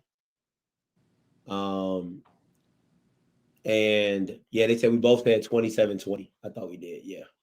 I was hoping you did not pick Prairie View because I am leaning towards Prairie View. I don't think, if I'm being honest, I don't think anybody's rushing attack outside of Delaware State's is as good as Jackson's. Maybe Alabama State, but Delaware State, Jackson State, to me, were the top 2 rushing attacks with the running backs they had, with the talent they had on the offensive line. And for Prairie View to show up in that atmosphere, I don't know. It was hard, like seeing it up close and personal. It was shocking. It really set me back. It's not too many times where I was seeing Ahmad Miller go backwards. Like he would hit the hole and go back. I have not seen that all year of where they play behind the chains. The thing that worries me on the South Carolina State side is that there's not just one Quincy Ivory. There are two Quincy Ivers. There are two DNs on South Carolina State that can get after it. And their secondary is a lot better than Jackson State secondary. And I think Cam Peters is going to have a tough time figuring out that secondary. But that defense that Prairie View and them boys have is legit. The biggest thing is this. They cannot get caught up in what Jackson State got caught up in, which is bad field position. Defense being on the field for a long time. They can't get caught up in that. They can't allow South Carolina State to dictate the field position and to keep them on the opposite side and all. They got to keep flipping this field position to make it a game and things like that. To me, you're going to need a big effort from 11, Rockwell. You're going to damn sure need a big effort from Cam Peters, and the running attack is going to have to show up in this game to keep them honest and balanced. But if that defense, from what I saw Saturday, if that defense shows up, South Carolina State going to have problems. South Carolina State's going to have problems. I got Prairie View winning this game.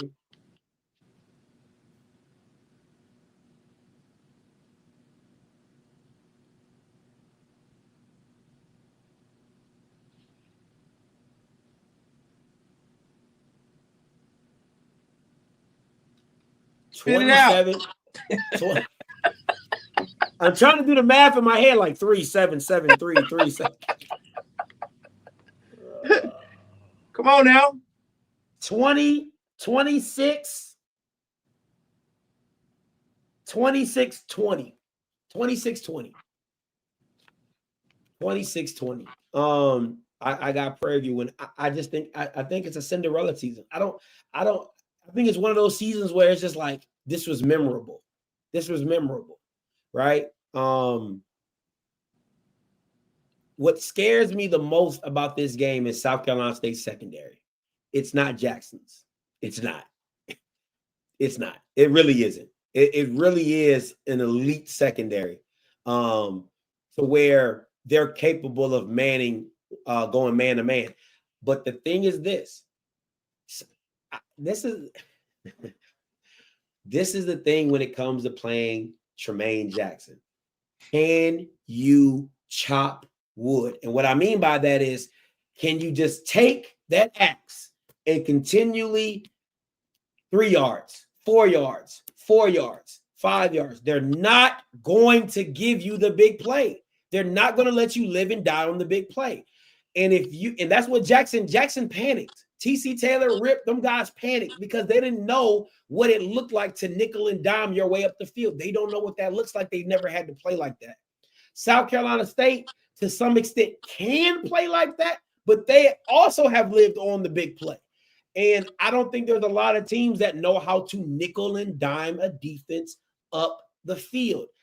So I want to see if South Carolina is okay with just taking the 3-yard run, the 3-yard run, the 4-yard pass, the 4-yard pass, the 3-yard run, the 5-yard. Like, are you okay with taking that and not forcing a big play? So we'll see. But I got it 26-20. 26. No, I don't think it's 26-20. I think there's a field goal from South Carolina State. 26-20. But I think it's a damn good game. I think it's gonna be a physical, knock 'em, sock 'em type of football game that you want to see in the Celebration Bowl. All right.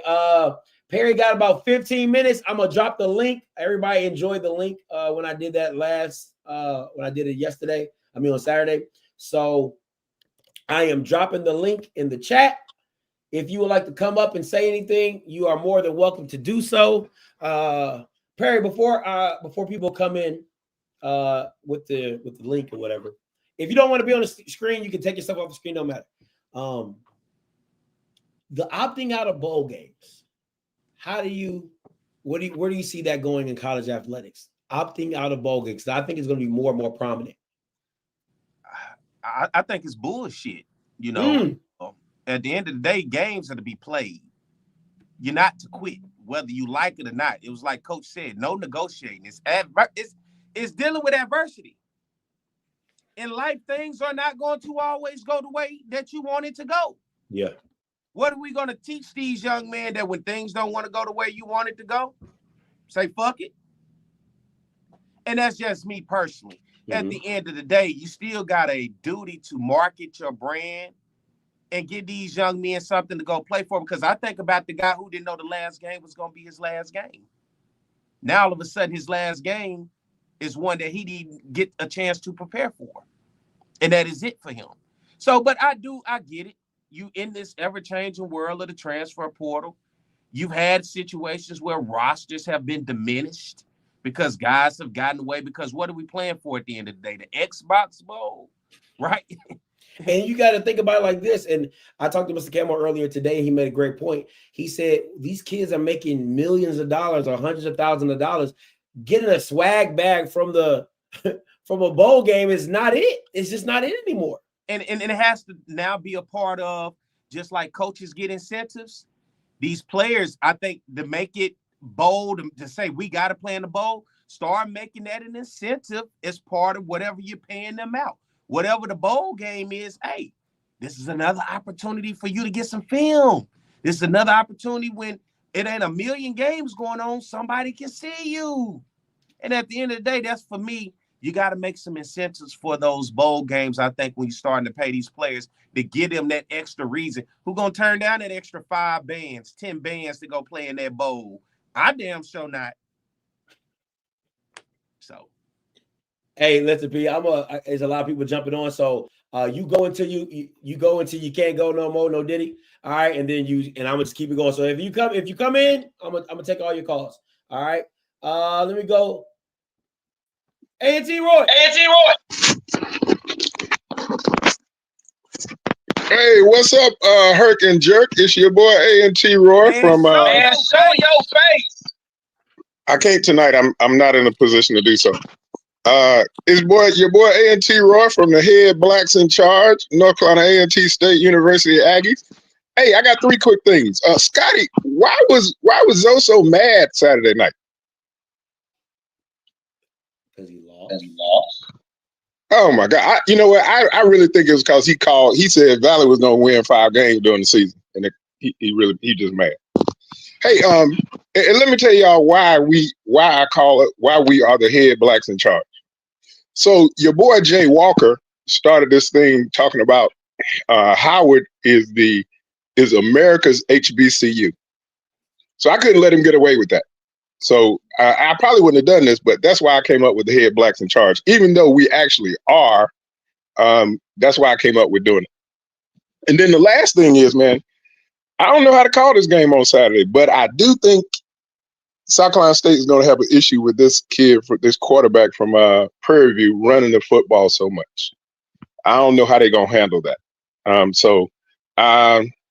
don't know who to call. I just think the best quarterback play on Saturday will win the game, and that's where I think I'm at.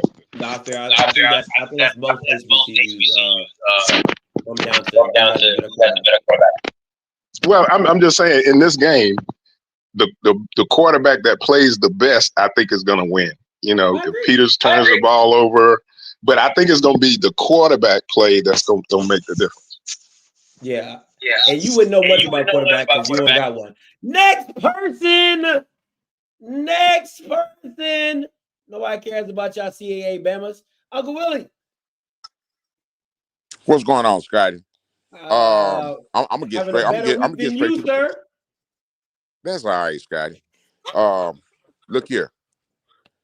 I smell something afoot. What person? What period? I think you went and go do something. Man, I smell something afoot. Scotty, you know, you've been talking about this shit for the last, 7-8 weeks. You see what the white man do for you? See, that's why I don't care. I don't care nothing about them crackers. The white man that called damn play couldn't make no fucking adjustments. You know, man, look, the only time Rembert touched the ball, he got a fucking touchdown. The commentators in the box were saying, you know, Jackson State is at their most potent when they running 3 and 4 wide receivers or running a double back offense. You know, these people that seen the team, they done scouted the team. Scotty, watch this. Every fucking point spread this year, they covered every Vegas point spread this year. They were favored by 8. Jacobian goes in for the touchdown, and then he comes out the game. I just felt on my foot. I'm a foot. You're not gonna continue to run the ball east and fucking west when you get your most important positive yard running north and south. You didn't even bring Davenport in the game. You didn't even fucking throw the ball to those wide receivers until it was desperation time. And then when you did, you were successful. You threw 2 fucking dots. So I think things was afoot. I believe in certain conspiracy theories, and I believe this was a conspiracy theory. But now I love the swag. I'm 100% with the swag. But Chennis Berry ain't gonna be playing with you. He's not gonna play with you. There's no way, like you said last Thursday show. If Jackson State loses the game, they was outcoached. TC, your ass was fucking outcoached. You were fucking outcoached. You made you look real bad. You and the white boy. Now that white boy, that Hispanic guy or whatever he is doing that line, developing those line players, I give him kudos. But them other 2 motherfuckers you can let go. You had KJ Black and Bruce Eugene on this show. I'm just a fucking little league coach. I just develop players. These guys actually played the game. They call the same fucking plays I'm calling in my head. There's no motherfucking way you should lose against none of these teams. Not even you should be in the FCS championship game with the type of talent you have. That was just a poor fucking coaching performance. Thank you for taking my call. Anytime, Uncle Willie. Anytime, especially after a loss. Anytime.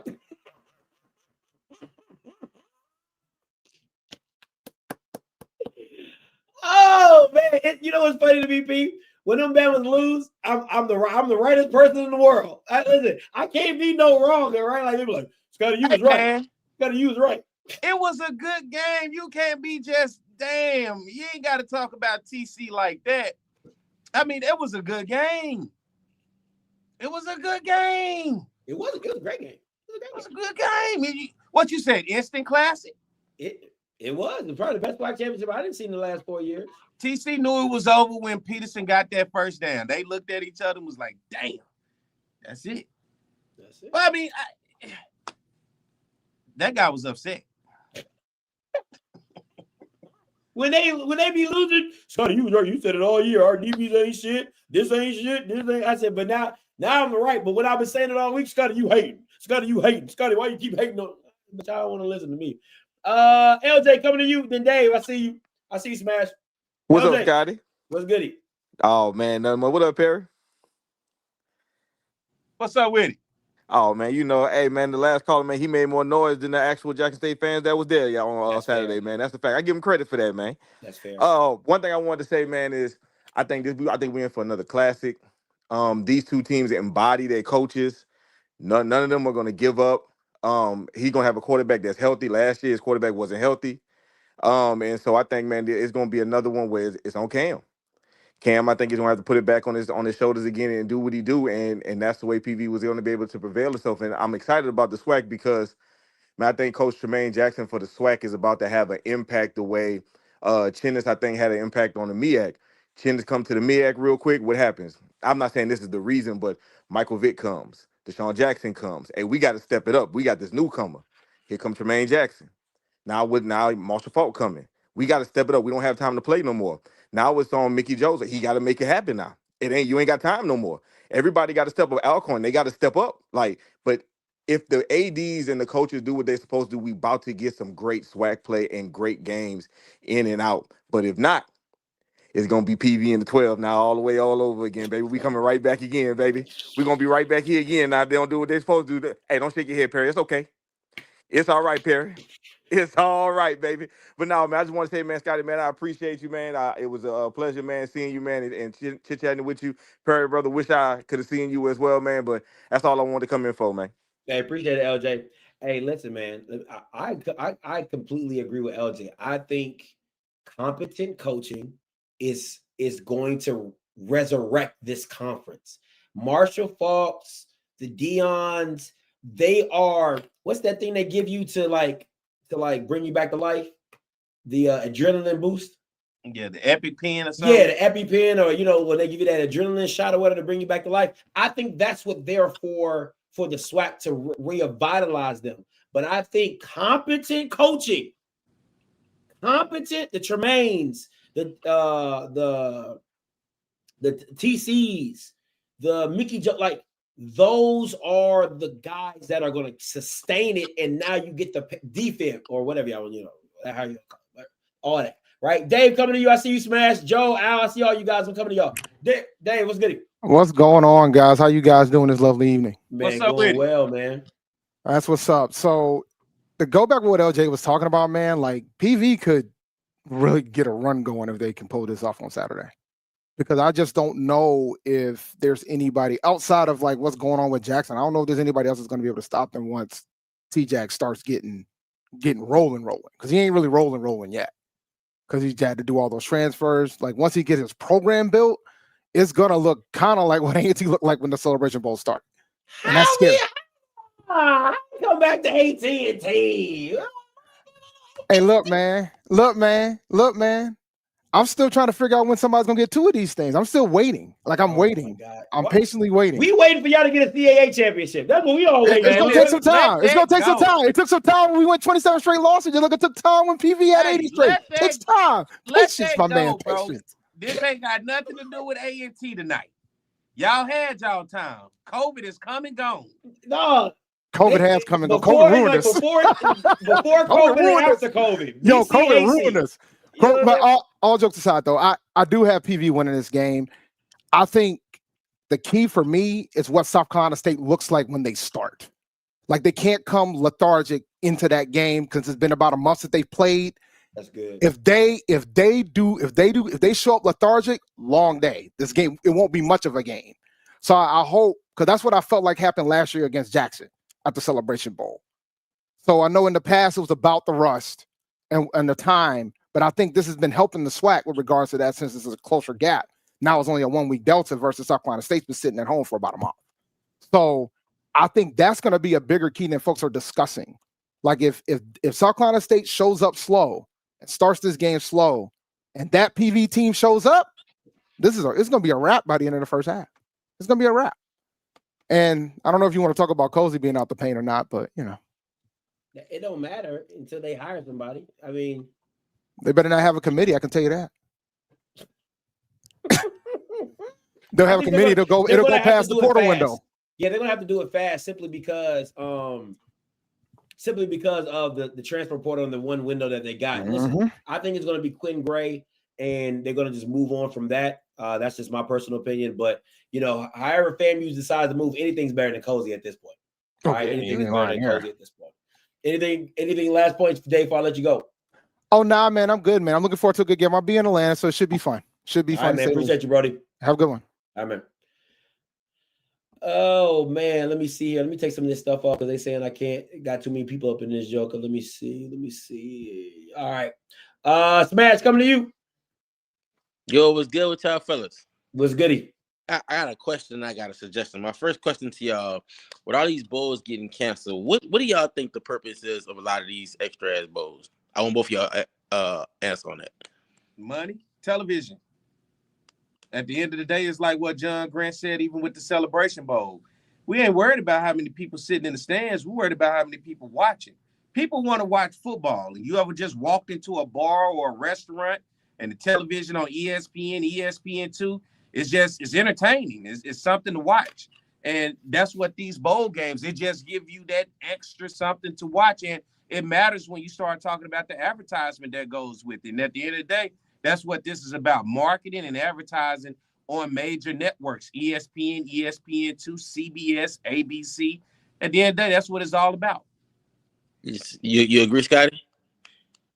Yeah, I don't know how impactful the Pop-Tart Bowl is. I don't know how impactful the Cheez-It Bowl is. I don't, the Duke Mayo Bowl. It's impactful for what you just said. You said their name. That's all that matters. Pop-Tart, Cheez-It, Duke Mayo. That's all they want. Just say our name. I asked that question because I was just sitting there thinking about, like, dog, okay, Celebration Bowl, quote unquote, is the National Black Championship at this moment, right? I think that if we was to coin that as a National Black Championship, I think with all these teams opting out of the bowl, I think HBCU should get together and pitch to one of the bowls that we have some teams that we possibly could fill those seats. Like, imagine this, the Pop-Tart Bowl. Imagine if Delaware State was playing Jackson State in that bowl. Tell me you wouldn't watch it right now. Or imagine if, like, teams. You're saying take HBCUs and put it. I thought you meant like pair them up with a G5. I'm like, I wouldn't want to watch that. That's an ass whooping waiting to happen. I'm saying pair them up. I'm like teams that matchups that if we created a committee, like you Scotty, just people that's like, who watch HBC football and everybody, and we came up with the end of the year. And we paired two other HBCU teams, a matchup that you possibly really wanted to see that possibly just never happened, or even like a rematch like Jackson and Alabama State. You know what I'm saying? They ain't going nowhere right now. You know what I'm saying? Tell me that wouldn't be a fire idea to pitch to those Bulls, because if they support it right, they're going to fly those teams down. If it's in the right city, we'll go. You know what I'm saying? So I think that's a good idea. We should pitch to some of these bowl games who these big schools saying, fuck y'all, we don't want y'all money. You know what I'm saying? I think it'll be a hard idea. What y'all think? I like it, but then that disparages the narrative of Black people don't travel in the December season, right? Because that's wait, let me make my point. Because I've progressed. I have championed the playoff for Celebration Bowl for the last 4 years. I've been championing that the Celebration Bowl should have a playoff system for itself. People keep telling me, Scotty, we don't travel during the we don't do this, and we ain't got no money for this, and we ain't got no money for. Well, if you add in Black teams and other bowl games, that adds travel, right? So now you're taking away from one Black unity, this all Black power unity event, and now you're splitting up the diaspora around other HBCUs being in other bowl games. That means your ass got to travel. So I don't, me per se, I do not know. I'm gonna leave it at that. I'm not opposed to it. I would just rather prefer a playoff system towards the Celebration Bowl. But again, if a bowl game is like, hey, we think the interest for this team will work for what we wanted to do, I'm cool with that. But two popular teams are just if a committee choose over time. You know what I'm saying? What you think, Kerr? I don't know. It's too early for me. I'm not much of a fan of it right now. I think keep it where we at right now. I don't know right now because it's new for us watching all of these teams opting out of a bowl. So we got to kind of see how this unfolds and where it goes right now. It's wasted money, honestly. I know it is wasted. The facilities already booked and stuff like that. Flights, private hotels. I know it's two schools right now. You call two HBCUs that like Delaware State or Chicago, Delaware State, Jackson. That's a game I wanted to see. You know what I'm saying? And just like having just an extra bowl that we really coined the Celebration Bowl, the National Black Championship, so it don't lose its merit to another bowl. I think it'll be hard. So that's just my opinion. I want to see what you think in the chat, but that's my time. Hey, appreciate it, Smash. I actually agree with Smash. You about to head on out, P? Yeah, I'm about to head out, but before I get up out of here, I want to say thank you to everybody. And we're doing this again next week, right? Monday. Yeah. All right. First of all, my birthday is Wednesday, December the 10th. Hit my man, Cash App. Hey, buy your boy a cupcake or something, a drink or a Snicker bar. Second of all, Scotty and I have been up off script as well as Perry White for HBCU Pass. They're having a finalist vote right now. I'm a finalist for on-camera talent. Scotty, you in 2 categories. Yeah, I should have been in like 4, but we'll leave that alone. What's your 2 categories? Fan favorite and I think like innovative media. But for everybody out there, innovative media and fan favorite, be sure to go vote on HBCU Pass for Scotty and vote for me, Perry White, for on-camera talent. Right now, Scotty and I are finalists, and as well as I got to throw out there, hey, Human Jukebox Media, baby, I'm on that as well for best media team. So hey, do as you please with that information I just gave. So. Yeah, I'm gonna try to get the link for it, and Perry, just send me the link in my text me the link, and I'll put it in the chat. All right, man. I'll catch you. I gotta head over to this other studio. I gotta do some work right quick. All right, bro. Appreciate you, Pete. All right, I'm still gonna take these callers. Mac from the Jack coming to you. What's up with it, Scotty? Yeah, you definitely didn't come find me after the game. Hey, I was looking for you, but I think you might have were already been on the field. You were looking You was already for on the me. field. You was already on the field. All right. You might have been already on the field. I swear, I came over to the Prairie View side. I ain't seen you, so I said you must be on the field. But it was good to see you, bro, in the flesh and everything. I'm glad you had a good time in Jackson, man. But I did. I gotta even better when y'all lose. Even better. Hey, all right now, all right. But I got to tip my hat out to PV, man. Congratulations to them for finally, after 3 tries, finally getting it right and finally get a dub. I got to make it clear, I wasn't one of these ones that was talking mess before the game. I usually don't talk mess before the game. I usually talk my mess after the game, after we solidify that win. But man, I wouldn't lie to you, bro. I mean, we slipped up. I feel like we kind of got our coach on some things. And I'll say this too. I remember before the game, number 99 that Prairie View had, the nose guard. I said, this boy don't look athletic, but I said, I'm gonna see how he do. And he really wasn't athletic, but that dude's so big, it's just hard to move him, I said, I swear, Scotty, every play, I was like, darn, I hope somebody knock his rocks off. But you just couldn't move that big dude, bro. He was just clogging it up every time. But, it was still a good game, man. I hate to see Jacobian go down the way he did. But, good season for him. And Lockhart, he going to be special coming up. And trust and believe, we will be back. But Prairie View, like I said, congratulations to them. Hats off to them, for the win. But, we kind of slipped up on this game. We kind of got our coach on some things, but it's all good. And trust me too, though, we not as hurt as everybody believe that we hurt. I promise you, we's not as hurt as everybody think we are. Dog, y'all hurt.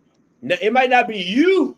It might not be you. I swear, y'all not was that hurt, y'all bro. was hurt. Listen, of course, we would have loved to win, of course. But at the same time, based off of how these last 3 games have gone, none of y'all was talking about. Listen to me though. I'm speaking for me. Based off these last 3 games have gone, I'd be lying to you if I said I didn't have an inkling that this game was gonna go either way, and possibly go in favor of Prairie View. I'd be lying if I said I didn't have that inkling. So, like I said, that's why I don't feel like the loss is as bad as what y'all think it is. I mean, it really ain't. But we gonna be back next year. Trust me, back and better. This ain't did nothing but fuel to even bigger fire. Trust and believe. But like I said again, it was good to see you though, my boy. Like I said, glad you had a good time in the Jack though. No, I appreciate it. Thank you so much for the call. Listen, I don't know what's going on with my mic. I gotta ride it through, man. No Diddy. See a lot of people. Herb, coming to you. If you got that double echo, Herb, I'm gonna let you roll. I'm gonna have to get you on up out of there. Hey, bro, I hear you, bro. Okay, you good? See, that's my machine, man. See, I got you, man. Look, I think this is gonna be a great game, man. For real, to be honest, I think it's one thing about the Jackson State PV game that really stuck out to me was how well Prairie View's lines on both sides of the ball did. I was really surprised at the offensive line. I mean, we've seen what Jackson State's pass rush has done to people the entire season. And when Cam Peters needed time to throw, time to stand in the pocket and deliver the ball, he got it. And those big plays, he got the opportunity to exploit that back end of Jackson State's defense. I thought that was really, really important. I think it's going to be. I think PV's defense is going to have a unique challenge against Billy Atkins, though. If they don't get to him, and he's able to get into a groove, they're going to have a problem. I think. Especially the tear that dude was on, the end of the season for South Carolina State and what he's done to some of the defenses he was in front of. They're going to have a unique challenge. It's going to be a good game, though. I'm looking forward to it. For real. Yeah, I think I definitely believe that they got to move him off his spot. Now, how they go about doing that's the point you got to figure out. Do they leave the 3 down? Do they bring pressure off the edge, or do they bring pressure up the middle? However they decide to do that. But at the end of the day, Chinnisberry is an offensive line coach. He's an old lineman. He's going to try to establish the run. And as long as I believe Prairie View has a chance to stop the run and make them one-dimensional, then you have a chance to win the game. Yeah, I agree, man. As far as the whole bowl opt-out thing goes, man, yeah, it's a cop-out to me. I think that's if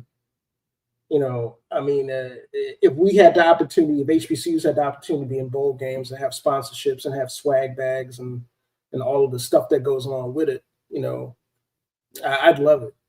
So I mean, it's just, to me, that's just it's a cop-out, because you ain't making the bag that you ordinarily make. My thing is this: if you're part of the big brands that are a national championship or bust, what does a Pop-Tart Bowl do for you realistically? Because you got to think about it. Your best players are going to opt out because they're not going to want to play in the bowl because they don't want to get hurt. So then you're going to go into a game where your best players are not playing. So it's a lose-lose situation. Let's say Notre Dame goes into a game against let's say Colorado or BYU. Let's say BYU and Notre Dame are playing, and you lose because your starting running back's not gonna. He's damn sure not gonna play. He's a draftable guy. Maybe your D line or your best corner. Like, it just doesn't make sense to me. Yeah, I mean, I hear you. I agree with that aspect, man. I just think that a lot of times when we look at bowls, we only see the bottom line as opposed to seeing, and I think somebody in the chat just mentioned this, is that you got 15 extra practices for players, and you got a unique opportunity for folks that didn't get run to get run, and get run on a stage that they can be seen, whether or not that's with that program or whatever. So it's, I see both sides of it. I know for HBCUs, I wish we had an ecosystem like that. I think it would do wonders and I think Smash kind of put it eloquently, when he was on. I mean, I'd love to see, us match up against Dell State, or I'd love to see, some other programs just have extra time to play so fans can, just rally around their squads and be able to say, hey, look, we got this product going into the off season. I think that would, and that's why, to me, I think the playoff system works, right? If we do what Jermaine Jackson just said, push the championship game back into January, and then you allow December to be your playoff games, right? So this week would have been one, maybe another week would have been another one. You get all the matchups that Smash is talking about, and you're still playing for the ultimate goal of being a national championship. It is not it's not like a second chance bowl, right? Like, like kind of like this, we didn't make this, so this is our consolation prize. Everybody still rallies back to go win. Like, I could come in as the lowest seed and make a run to the national championship. And I think that's a benefit to everybody in the HBCU space because everybody has a chance to go win the national championship. I agree, man. I agree. I think that would be a really dope concept, to be honest with you. I think on top of that, you can make mini bowls, right? So let's say the Celebration Bowl is kind of like what they do in the college playoff, where they have like the Sugar Bowl, the Fiesta Bowl, and they're the mini bowls to the Celebration Bowl. You can still do the same concept because, again, you've made a run, you're the semifinalist or whatever, and you get a mini bowl or a mini trophy for how far you've came in the playoff. You get what I'm saying? So you can still do it. I just think that I would rather the national championship always be the mark for all these teams instead of just like a consolation bowl. That's just my 2 cents. I think the cool thing about that too, man, is that the way HBCUs are set up, these playoff games don't have to be in massive venues where you got to worry about, a specific type of draw or ticket. So they can be on campus. You know what I'm saying? First round, second round could be on campus, or the better record hosts. Could you imagine a playoff game at Alabama State, for example, or a playoff game? That would be tough. That would be tough. To me, that's all my premise has been when it comes to HBCU playoffs is you make the higher seed the home game. You don't put them in a neutral site. You make it easy for people who already been doing what they've already been doing, which is I go to Alabama State for a home game, or I go to Jackson for a home game, or I go to Dell State, wherever it is, you just do. The only time you go to a neutral site is a Celebration Bowl. Any other time, you're in the stadium. That's just my little 2 cents. I feel you, man. But man, appreciate the. Go ahead. Yes, yeah, man. Just a quick heads up, man. All those folks is waiting for basketball season officially. It's about to start. So yeah, just catch me whenever y'all catch me. Thanks, catch them. Yeah, catch them on HBCU. What we got doing on Wednesdays? HBCU Hoops Weekly will be on Wednesdays. Also frequent on HBCU Nightly. So there you go. All right, man. Appreciate the call. Later. Al, coming to you. What up, Scotty? What's goody? Hey, man, great interview with Jermaine, man. Appreciate you. Man, I'm gonna tell you, I was so hyped for this season. I don't know if people realize, man. Like I told you, I'm from Michigan, so I'm real entrenched with the Division III. So Valdosta State, I'm familiar with it. Like I said, Ferris State had a bunch of friends go to Ferris State. So when he came into this space, I knew it was gonna be something special. But my question to you, though, Scotty, what do you think, man, in terms of the Celebration Bowl, like the gentleman who just had on a minute ago? I don't think people realize that quarterback was at James Madison last year. I saw him play a couple games. So, man, hey, it's going to be interesting in this game. But before I get off, though, Scotty, man, how was the embark, man? It was lit. Dog, the food is so good. Oh, my God, the wings are so Man, okay. Hey, Scotty, before I get off, man, I got one more thing. Right. Man, I'm so glad you did not leave this space, bro. Oh, man, I'm so thankful that you didn't leave it. I know Kath was hating. What up, T? Hey, I know people was hating, but I'm glad you stayed. I'm at work. I'm about to roll. You have a good one, man. Hey, appreciate it, Al. Hey, man, I appreciate it. Let me say that. First of all, I apologize. Let me get my thank yous. I hate to do this 2 hours into the show, but I want to thank Mr. Willie T for coming up and saying what's up to me. I want to thank Riggs, one of the owners of the M Bar, man. Absolutely greatest hospitality I've had. Probably the best trip I've ever had in Jackson since I've been covering this space. Shout out to my man JG, the pastor, the chaplain for Jackson. Stopped by, said what's up. Shout out to my man David Miller. Shout out to him, man. Saw him. Shout out to all the PV people I met. Who else? Shout out to my guy Aubrey at the M Bar. Saw A.D. Robinson. I saw my boy Quincy. I saw Aubrey Miller. Shout out to Aubrey. I saw him as well. Who else? I don't want to miss anybody. I got a shout out to my guy Diallo for driving me down back and forth. Shout out to Zoe, man. Him and his dad and his uncle. Great tailgate. All right, absolutely wonderful tailgate. I got my notes right here. Riggs, will tell you, I got all those guys. I can't thank you guys enough. That's probably the best time I've ever had in Jackson. Real talk, 100%, no jokes, no nothing. I was the best time I've ever had in Jackson, Mississippi. If you do not go to the M Bar for their wings, oh my freaking God, them wings are so gosh darn good. I don't even really eat dry rub wings. It was good. I was smashing them hoes. I'm telling you, goddamn, them wings are so damn good. Oh my gosh. But man, by far, the environment. I'm gonna tell y'all a quick story. Story time, real quick. Shout out to Mr. Kincaid. Mr. Kincaid swung through, kicked it with me. When we was doing the live show. Let me tell y'all a story real quick. That's how I know I had to get up out of Jackson, right? So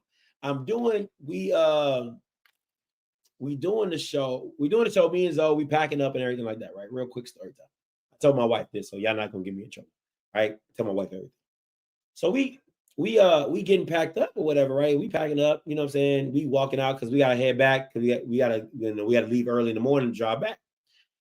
As I'm walking out, it's this lady like coming through I went through the back door with security.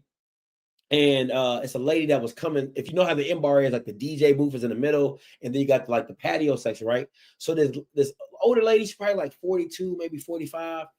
And I'm talking about she bad. I'm talking about bad. And she is eyeing me down. I'm talking about like, listen, if you know, you know. If you don't know what I'm talking about, you know what I'm talking about, right? The lady's like eyeing me down. And I'm like, I'm walking. Now, I don't know if she's eyeing me down because she knows who I am, or she's eyeing me down just because, you know what I'm saying, whatever it is. but she is. I'm talking about like cutting, like not the cut like "ooh, you make me mad" type of cut. She like eyeing me like, "Ooh, who is you?" And I was like, I'm looking. She looking at me. I'm looking at her. And we like walking, we walking past each other. And as soon as I get out the door, I said, I gotta get home. I said, I am going to get in trouble out here. Because listen, I am a reformed hoe. Okay. My wife and the love I have for my wife and God has reformed my life. Okay. As Kofi say, Shando, right? Has reformed me. Okay. But you know, okay, and it's like he says, "Woo!" I was like, I got to go. I got to go. Okay, let me get back to Ohio, where I can look at my beautiful wife, my kids, and see the life that I love so much. Because I would be sad to see her go. I would be sad to see her go. Anyway, Smoke, coming to you. Yo, Scotty, man, what's up with my boy? What's good? Man, listen, you know, I ain't tapped in with you since like wait, the Boombox Classic. You know, Yeah, you've been I've ducking, been Smoke. You've been nah, bro. ducking. I've been busy, bro. I ain't been no games this year, so I just been catching them when I can. You feel me? Yeah. But I definitely caught this one this past Saturday. It hurt. It did. I hated to see Jacoby go down the way he did on the touchdown run at that. That was kind of major. That was like, damn, you feel me? Yeah. For the past 2 years, bro, we have been known as a second half team. As Mike Reed calls Coach Quinn, the king of adjustments. You feel me? Um, Going into halftime, Scotty, right? At that moment, I feel like we should have knew our rip. Okay, hey, Cam, hey, he got two options. They gonna run the ball with him, or he gonna throw the ball. And if ain't nothing open, 9 times out of 10, he gonna take off. Correct. Mm-hmm. So if you are Coach Quinn at halftime, do you make? I feel like adjustments should have been made, right? To where, hey, look, we can run whatever we want to run, whether it's zone, man to man, we can send the house, whatever. But I feel like some type of way there should have been a contain. Like no matter what we do, whether it's Quincy, you can tell Quincy, whoever, hey, listen, contain because at any moment he might take off like Solomon on 12 Years a Slave and run the ball. You feel me? So I feel like at halftime, bro, I don't know, like I don't know. I don't really know how to feel about it, Scotty. And shout out to Coach, Coach TJ, bro. And so I think a lot of people doubted them, but this almost feels like how I kind of felt like last year, like no matter what, it felt like it was meant to be first and just win. You feel me?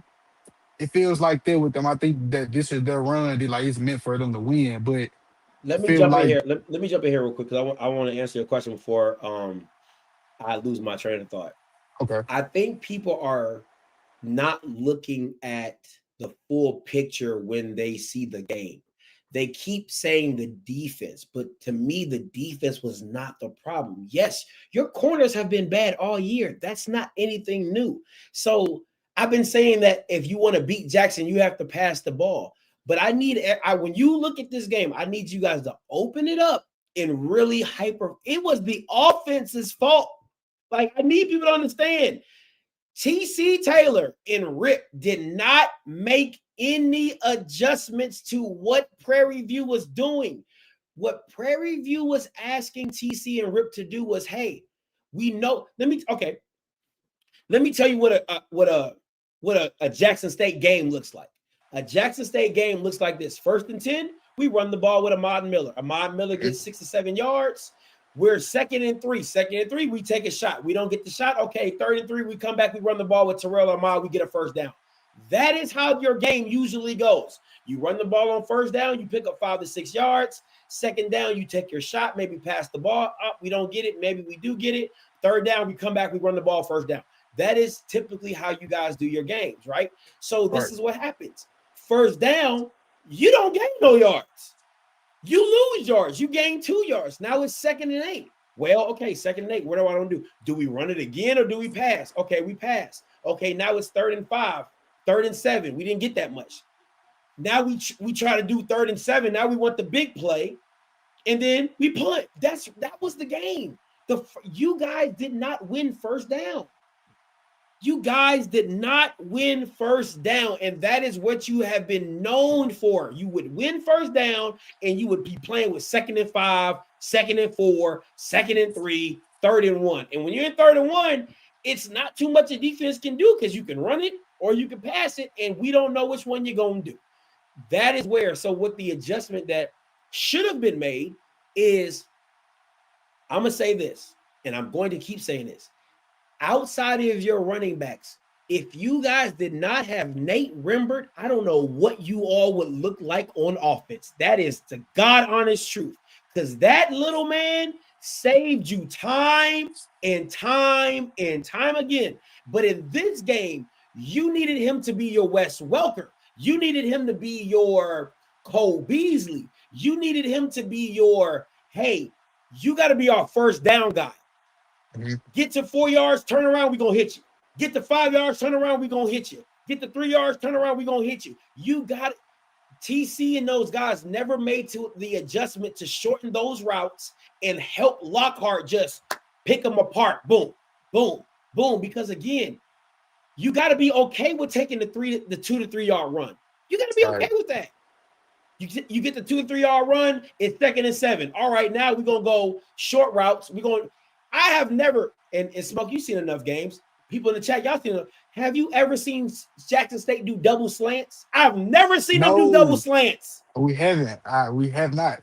You don't do quick game. That is not. You may get an under route from the tight end, but other than that, everybody is down the field. Everybody's down the field. You don't have a quick passing game to where it's just, hey, I got to get the ball out. Boom, boom. Because again, if you do have a short passing game, you know what it is? It's a drag.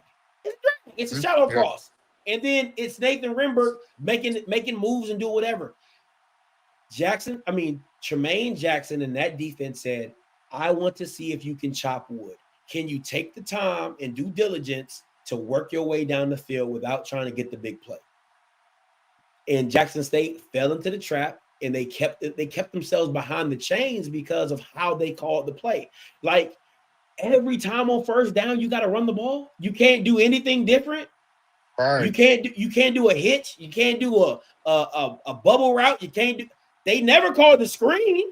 Bro, I was just finna say I have not seen us run not one screen this year. We have not ran not one screen. You know, you ran wide receiver screens, which you ran one to Rembert. You ran one.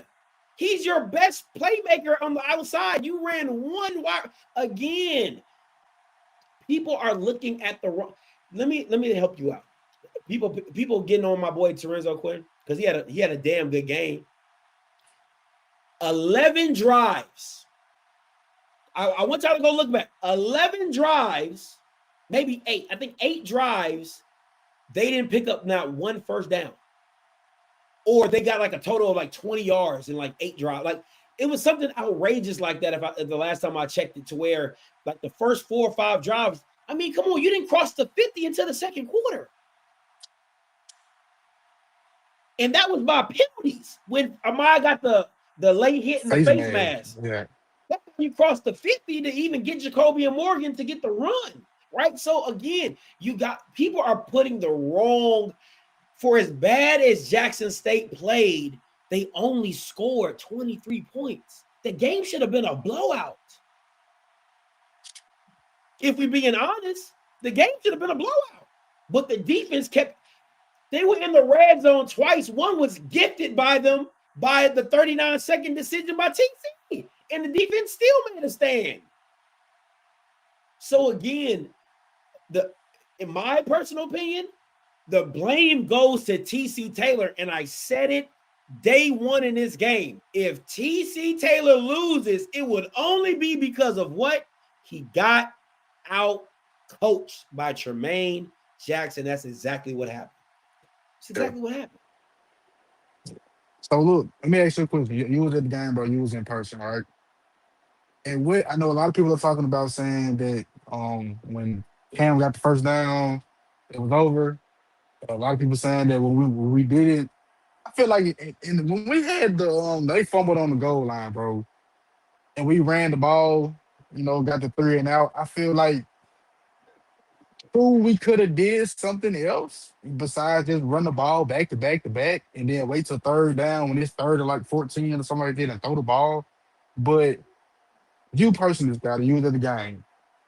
At what moment did you feel like, hey man, TJ might have this one in the bag, dog. This might be over. The And I nine know minute drive. you look at football differently. That's why I asked you a question like that because The you probably nine saw minute. some The at 9 minute halftime. You was drive. like, hey, the 9 minute drive. The 9 minute drive. It was so bad. I turned to one of the PV dudes. I said, "Did I miss something?" Like I thought. I'm like, because remember, it went from the third quarter to the fourth quarter, right? Right. So I thought, I'm like, did I miss something? Like, did they punt? Did they like? That's how long it was. I totally forgot. I'm like, God damn! Like, did I miss something? To where that 9 minute drive? Do you know how you got to understand the sheer. It's like trauma, right? It's like you just know this ass whooping is coming. Like they literally just walked the ball down the field. Literally walked the ball down the field against you. That was demoralizing beyond any measure. 9 minutes in a 12-minute quarter is crazy. It's absolutely crazy. That's when I knew this game was over. And for me, when you talk about the in the goal, again, it goes back to not having any quick game. Like Right. you gotta again, you haven't been able to run the ball all day, and you think you're gonna be able to run the ball in the goal line? I just I don't know, man. I don't know, man. At the end of the day, I just shook my head and I just said they got to come back. Jackson State had been getting away with just being more talented. Right. That's really Yeah. what it came down to. The last, and I said this, I said the last 3 games, the Bethune game, the Alcorn game, and the game before, not the FAMU game, but the Bethune and Alcorn game, you guys got figured out, and you guys were just more talented and you won the game. But you were trending downward. You were trending downward. And Prairie View was trending upward. But nobody wanted to believe me when I said that. That didn't matter. But it came back to bite you in the ass because again, you weren't at top notch. You weren't clicking on full cylinders. And because again, if you're telling me to pick the roster, I'm taking Jackson State any day of the week. They're more Right. talented team. It's not even close. But when you don't put talent in the right places, or you don't do the right things with that talent, or you can't make the adjustments against what some team is doing, then you lose. Hey, look, man, this is the last thing, bro, and I'm gonna get off. I can't think of the word right now. It's like coming to my brain. What is the word, Scotty? And I don't want to sound slow, but I'm literally having a brain fart right now. Oh, I'm sorry. It's complete. The word is complacent, right? Trying to touch on something. Yeah. I feel like all week long, from Mike Reed to all the people that call in, the fans, the players, the media team, everybody, we got complacent. After we won last year, they felt like, hey, this is our shit. We can't lose. And we been getting by all year long. I feel like the Grambling game is what really should have woke us up, you know? And I feel like it did in some type of a way. But I'm finna tell you how we got complacent. We did not show up to play football Saturday. And how I know this because, Scotty, after the game, there were players. There's a club downtown in Jackson called Fourth Avenue Lounge. The players were in the fucking club celebrating as if we had won. Popping bottles left and right. I'm not gonna name no names, but it was a few players, big name players that was in the club popping bottles like we had won the damn game. You feel me? So, man, listen. Moving forward, we lost Ahmad Miller today. He's in the transfer portal. Yep. I've seen the other few offensive linemen jump in the portal. This offseason, bro, especially going into January when that portal officially pops open, it's gonna be scary for us. And I don't really know how to feel because for one, we've already lost a big name. We lost Amar Miller. So next year, bro, I don't know. You know, I don't know how it's gonna look. I don't know how it's gonna go. But hey, man, hopefully we take this one and learn from it and move forward. And gotta see how it goes. But further wise this Saturday, bro, I'm pulling for PV. I want Coach CJ to get that one, at least for the sweat. You know what I'm saying? Um, he's been a great coach all season. I don't think many people believed in him, so it kind of gives like that underdog feel, you know. And I always love to see the underdog win, bro. So, man, good luck to PV and Coach TJ, bro. And man, I'm off the John Scotty. Hey, appreciate it, Smoke. Good to hear from you, man. Yo, What it is, Scott is. Yes, you already know. Strikeadosis, aka Strike. Ain't gonna strike again. You know how we do. Yes.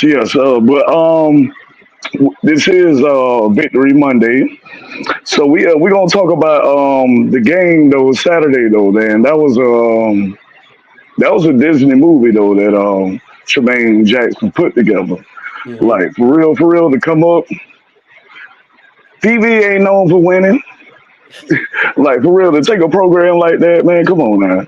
Let's be honest. It's huge. It's huge.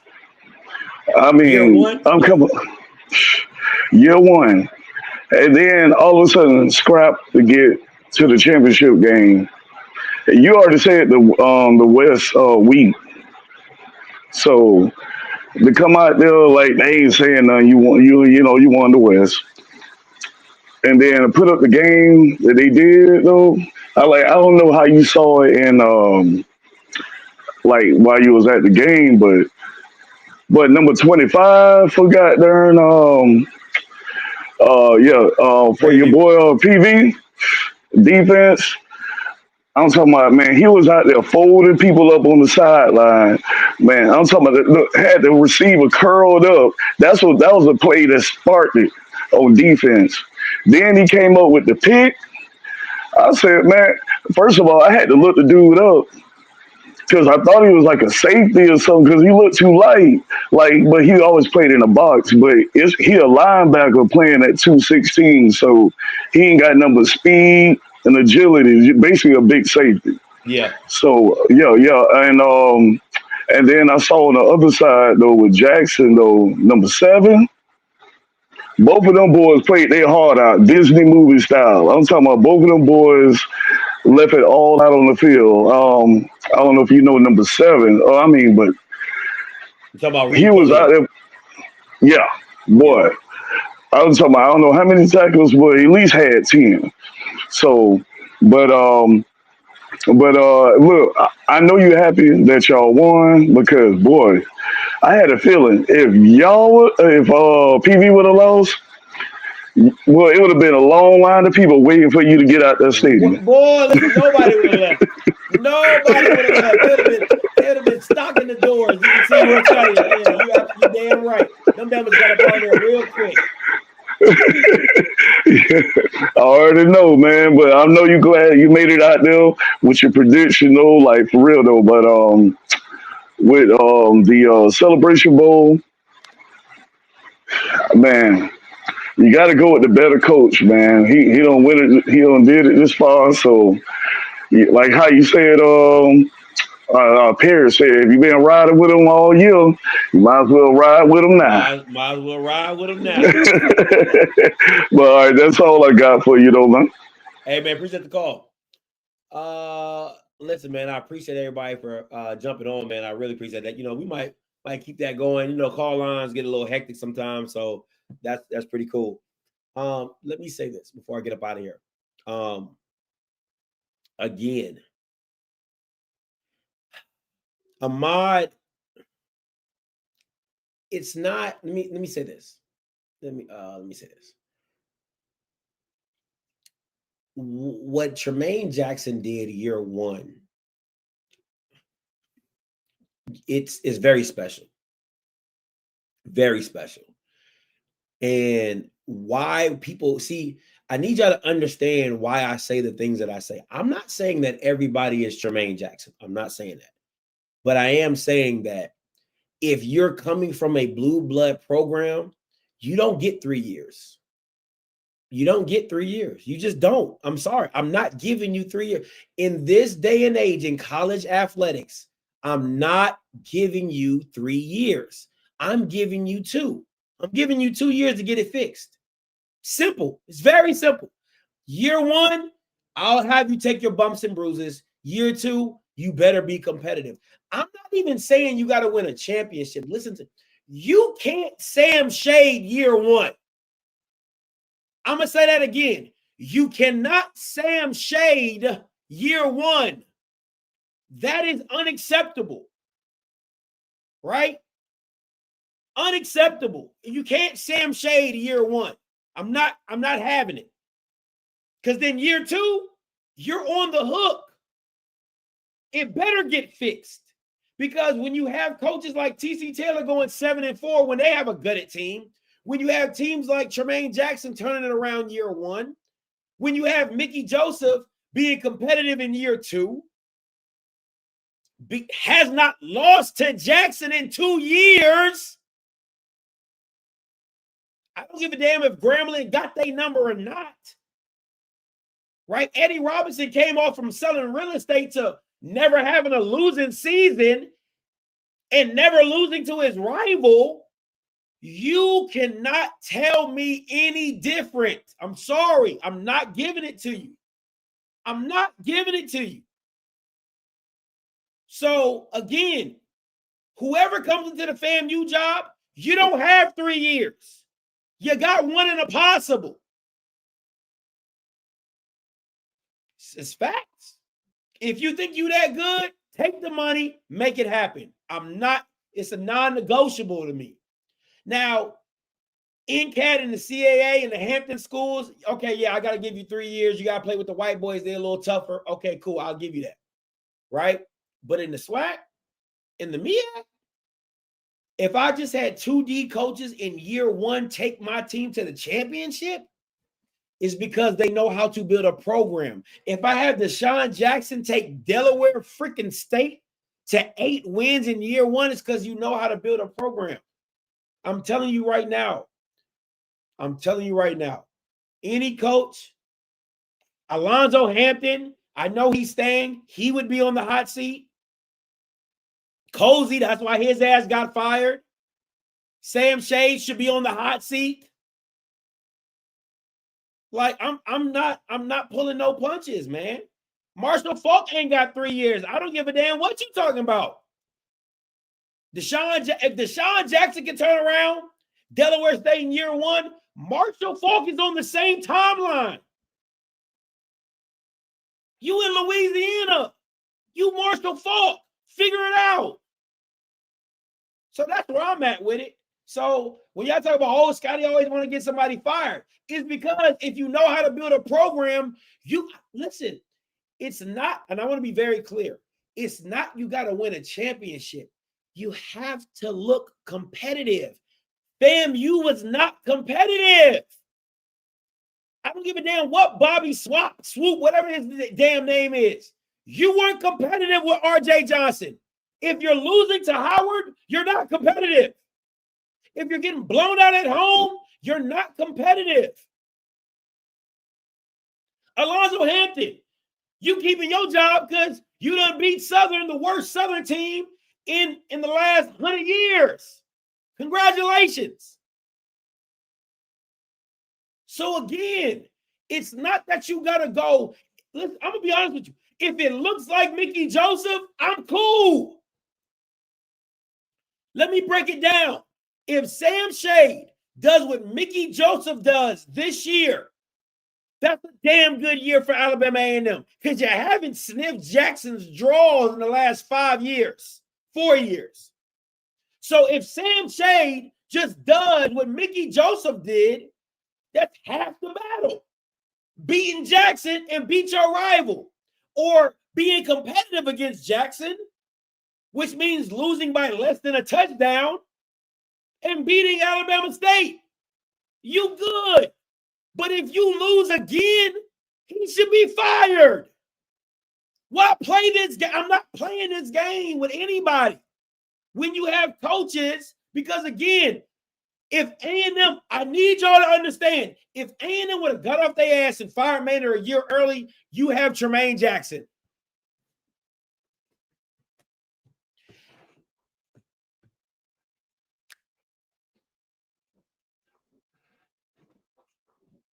If you get off your ass and you fire Tremaine and you fire Connell Maynard a year early, you have Tremaine Jackson.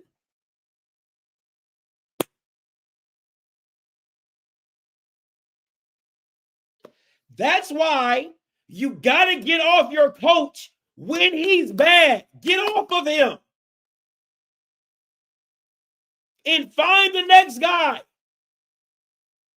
Period. Because think about it.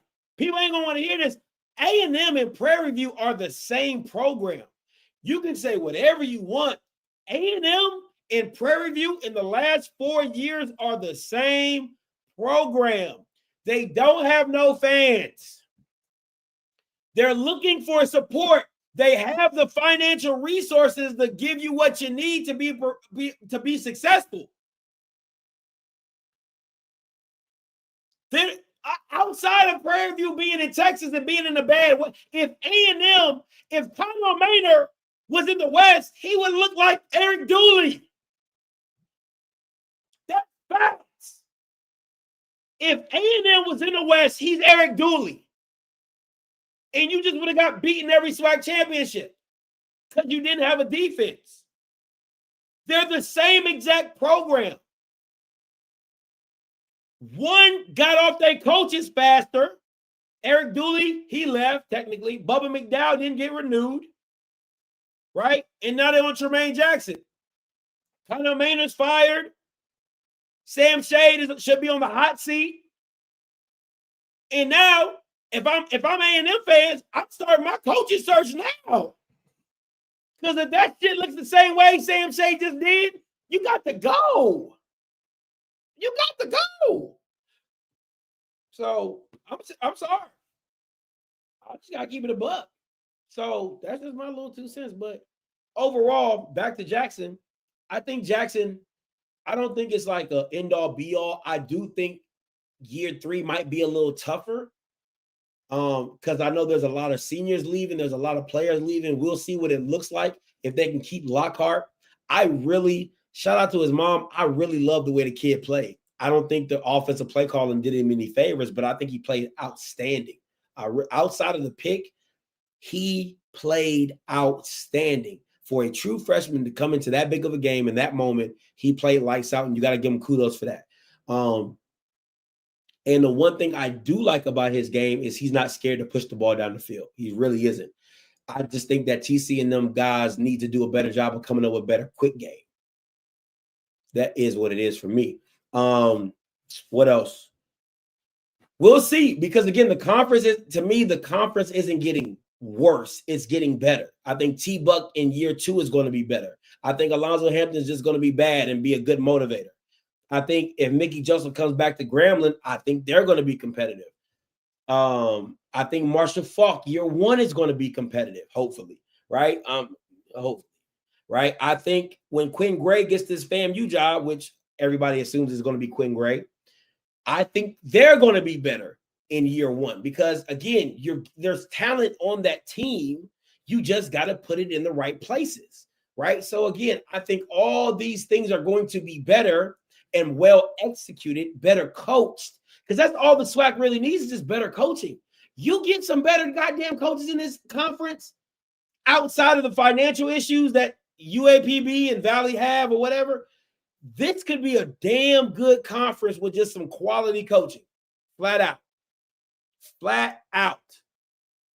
So that's my little 2 cents. But I'm about to get up out of here, man. Appreciate everybody for tuning in. As always, make sure you go to the link in the chat that's pinned in the message to vote for me and Perry for our categories, man. We appreciate you guys. Shout out to my guy from HBCU Pass, Mel, for doing the HBCU Creator Awards. Shout out to everybody I met at the game. The young lady that says she's my #1 fan, absolutely appreciate you and your husband. Thank you so much, man. I appreciate y'all. I appreciate all the love. Listen, until next time, you know what I'm going to do. I'm going to holler. God bless. Don't miss Wednesday. I'm going to act a damn fool with Mike Reed. You don't want to miss that.